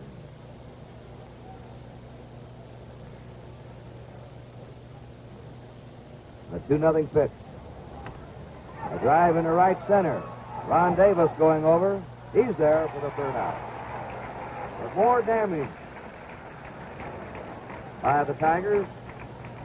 They had 3 runs, 4 hits. There were no errors and 2 left. At the end of 5.5, it's the Tigers 5 and the Cardinals nothing. If you've been looking for a lime shaving cream that's not too sweet, Gillette Foamy has what you've been looking for. Because Gillette Foamy has this. The lemon lime. It's part lemon, part lime. The essence of the lemon keeps the tang in the lime. And that keeps this shaving cream from smelling too sweet. Gillette Foamy with lemon lime.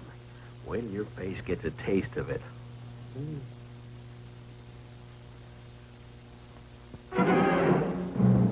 Introducing the sporty new 1969 Gillette Techmatic Razor. The fabulous razor band and the dramatically light touch are still standard equipment. But this year's model has one bold new feature. A little dial you can adjust to give yourself a closer shave. We call it the adjustable Gillette Techmatic. This Sunday we'll bring an outstanding sports doubleheader your way at 12:30 Eastern Time, the World Series, and then American Football League action, 3 regional telecasts, Boston and Oakland, Miami at Houston, and Cincinnati at Denver. Incidentally, on Sunday, it's scheduled again, Gibson against McLean.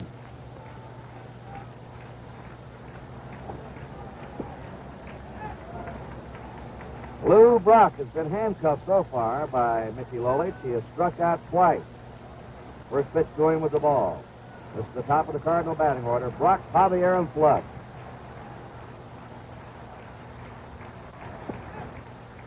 Outside to him, ball 2. 5 runs, 9 hits for the Tigers. No runs, 2 hits for the Cardinals.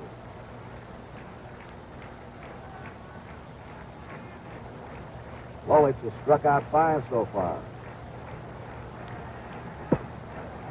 3-0.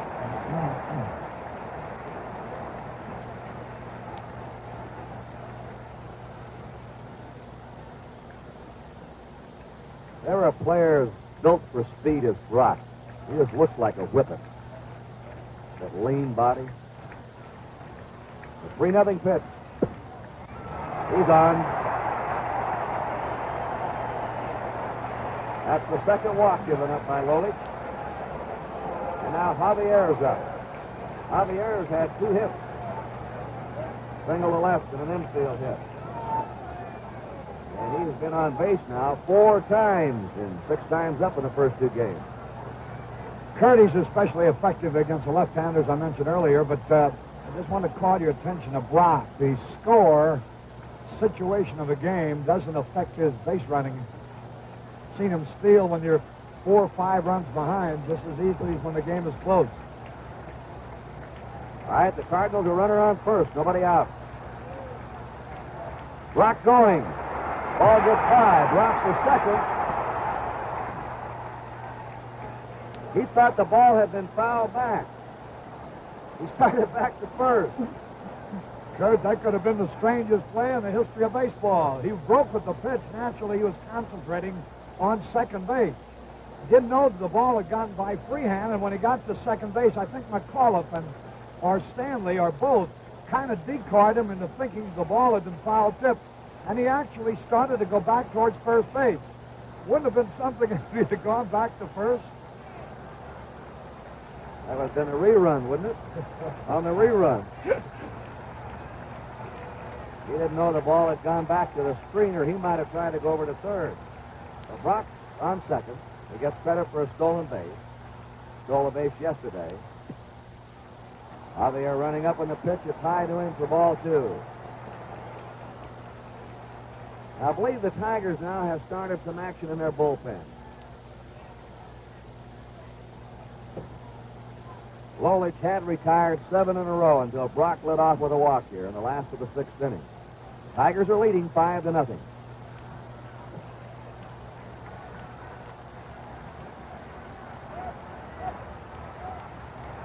The 2-0 pitch, right in there to him for a strike. 2-1.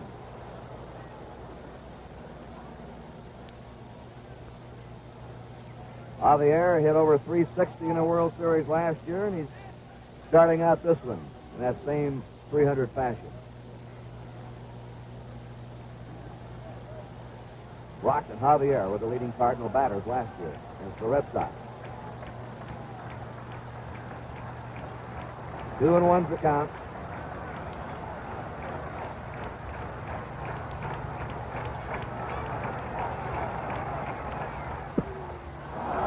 Now it's 2-2. The home fans doing some umpiring. Brock at second, nobody out. Bright sunny day. The overcast is completely gone, but it's cooler today than yesterday. At game time, temperature was 60 degrees. I got in trouble yesterday. I guess I said it was humid here yesterday, and a couple of local disc jockeys thought I was wrong. Wasn't it humid? I mean, well, they were in their studios where it was air conditioned. It was mighty humid yesterday, Kurt. The 2-2 pitch struck him out on a high fastball. Strikeout number 6 for Lolich.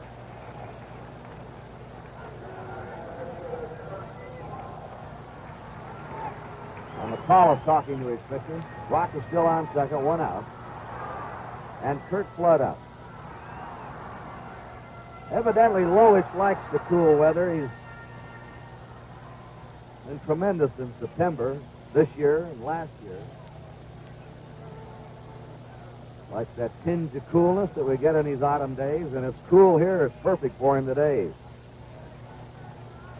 If he likes a little bit of coolness in the air.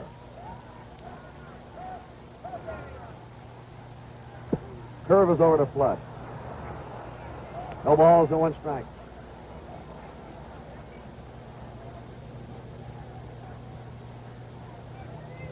Forgot to mention that Roger Maris hit .385 in the series last year. He's not in the lineup today.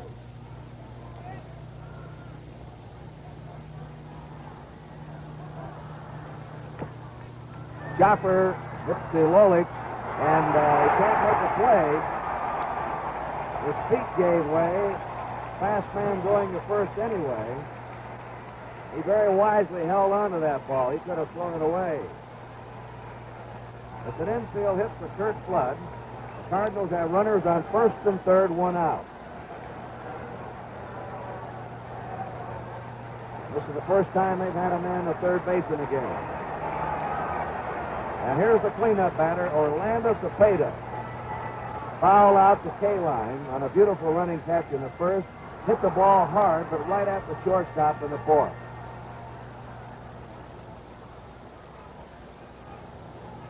Cepeda now has been up 6 times without a hit. Base hits have been hard for him to come by in World Series play.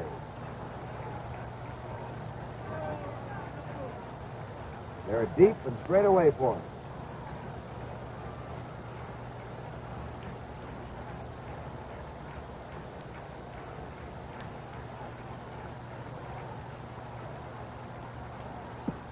Ball one. The two Cardinals speedsters on the bases. Rock at third, Flood at first. One away.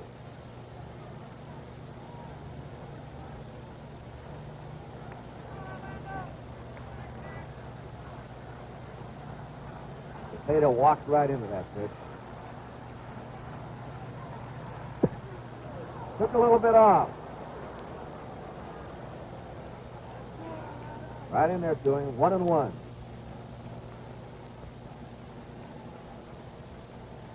Rock at third, Flood at first. A count 1-1 to Cepeda.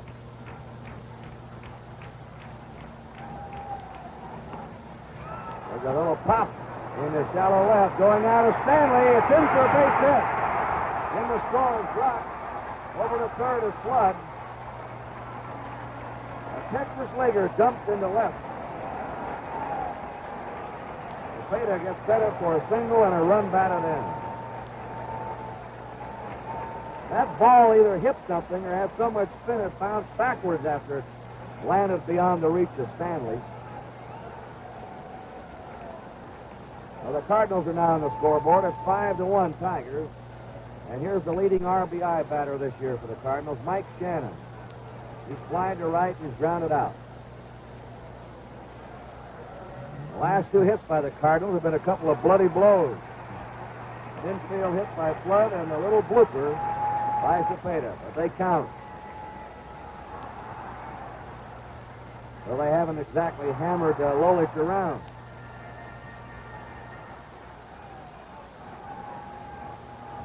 One out, runners on first and third. 5-1 Tigers.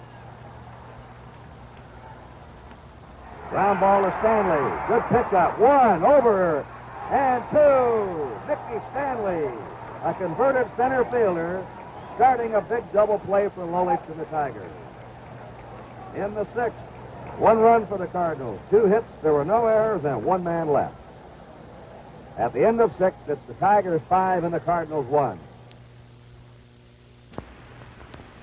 Where are you, Tony? Tony Kubek. Thank you, Mr. Craig Smith, Alexis Smith, Craig Stevens. Right. How are you enjoying the game? Wonderful. Fascinating game today. Having a wonderful time. Alexis, nice to see you. Thank you very much. It's wonderful to be here. Very exciting. Thank you so much. Let's go on back upstairs. Al K-Line leading off. K-Line fouls it back. K-Line is grounded out, fouled out, hit into a force play. It's the heart of the Tiger batting order here in the 7th. K-Line, Cash, and Horton.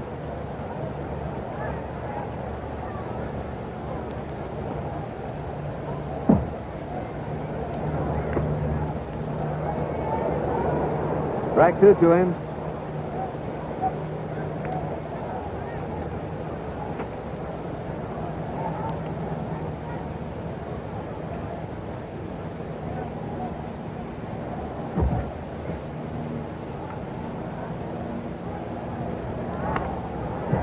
Ball hit sharply by the shortstop in the center field. The big turn he holds. That's 10 hits. Ball got away. And Carlton, the pitcher, had to come up with it. 10 hits for the Tigers now, 4 for the Cardinals.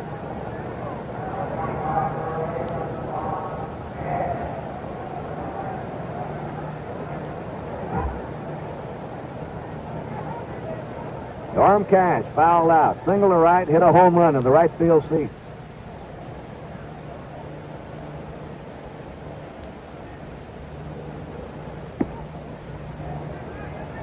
Pitch is high to him for a ball. Cash has been irked like a lot of players when he's been platooned. He wants to play all the time, and he feels he can hit left-handed. There's the move to first. The Peta had to come off the bag, holding the K line. Kurt, that's one time when the first baseman got picked off and not the runner. So Peta was charging towards the plate, and Carlton fooled him with his move and almost hit him right in the face. 1 ball, no strikes to Norman Cash.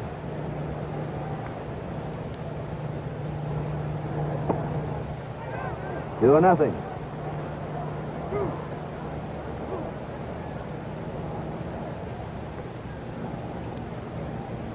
When you get to Tiger Stadium, and you look at Cash, he's not overpowering in size, but he's hit a couple of balls over that right field roof there, as far as anyone. Fouls it back. And only a handful of players have ever done that in American League history.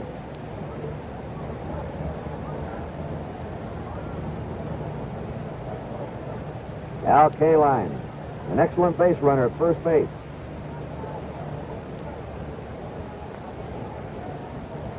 Nobody out in the 2-1 pitch coming on to Cash. Goes after the curve and it's 2-2.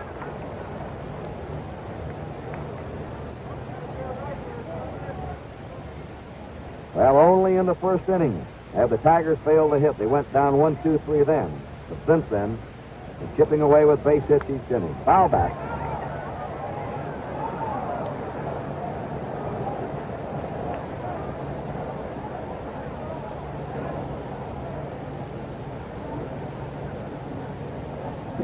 Doing 2 count. There's a curveball hit back through the middle. Kaline is coming on to third. Cash is on first. The Tigers have runners on first and third. And Norm Cash now has had 3 hits in a row.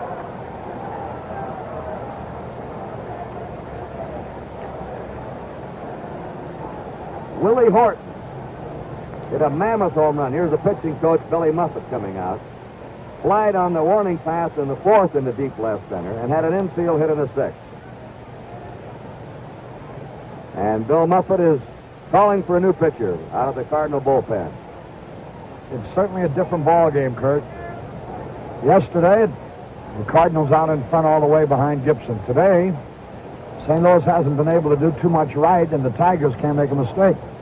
All right, Harry, and there's a break in the action here at St. Louis with the score. Detroit Tigers 5, the St. Louis Cardinals 1.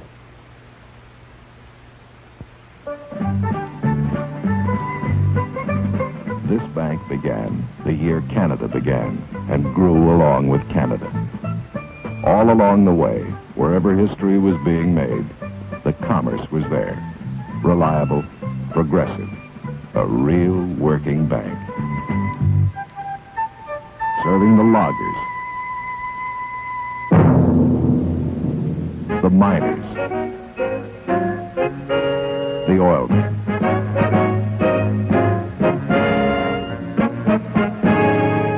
For example, the Commerce Oil Map in Calgary maintains an up-to-the-minute picture of who's drilling where, what's good, what's promising. An important service to customers at Canadian Imperial Bank of Commerce. Bank of Commerce, Bank of Commerce. One of the world's great banks.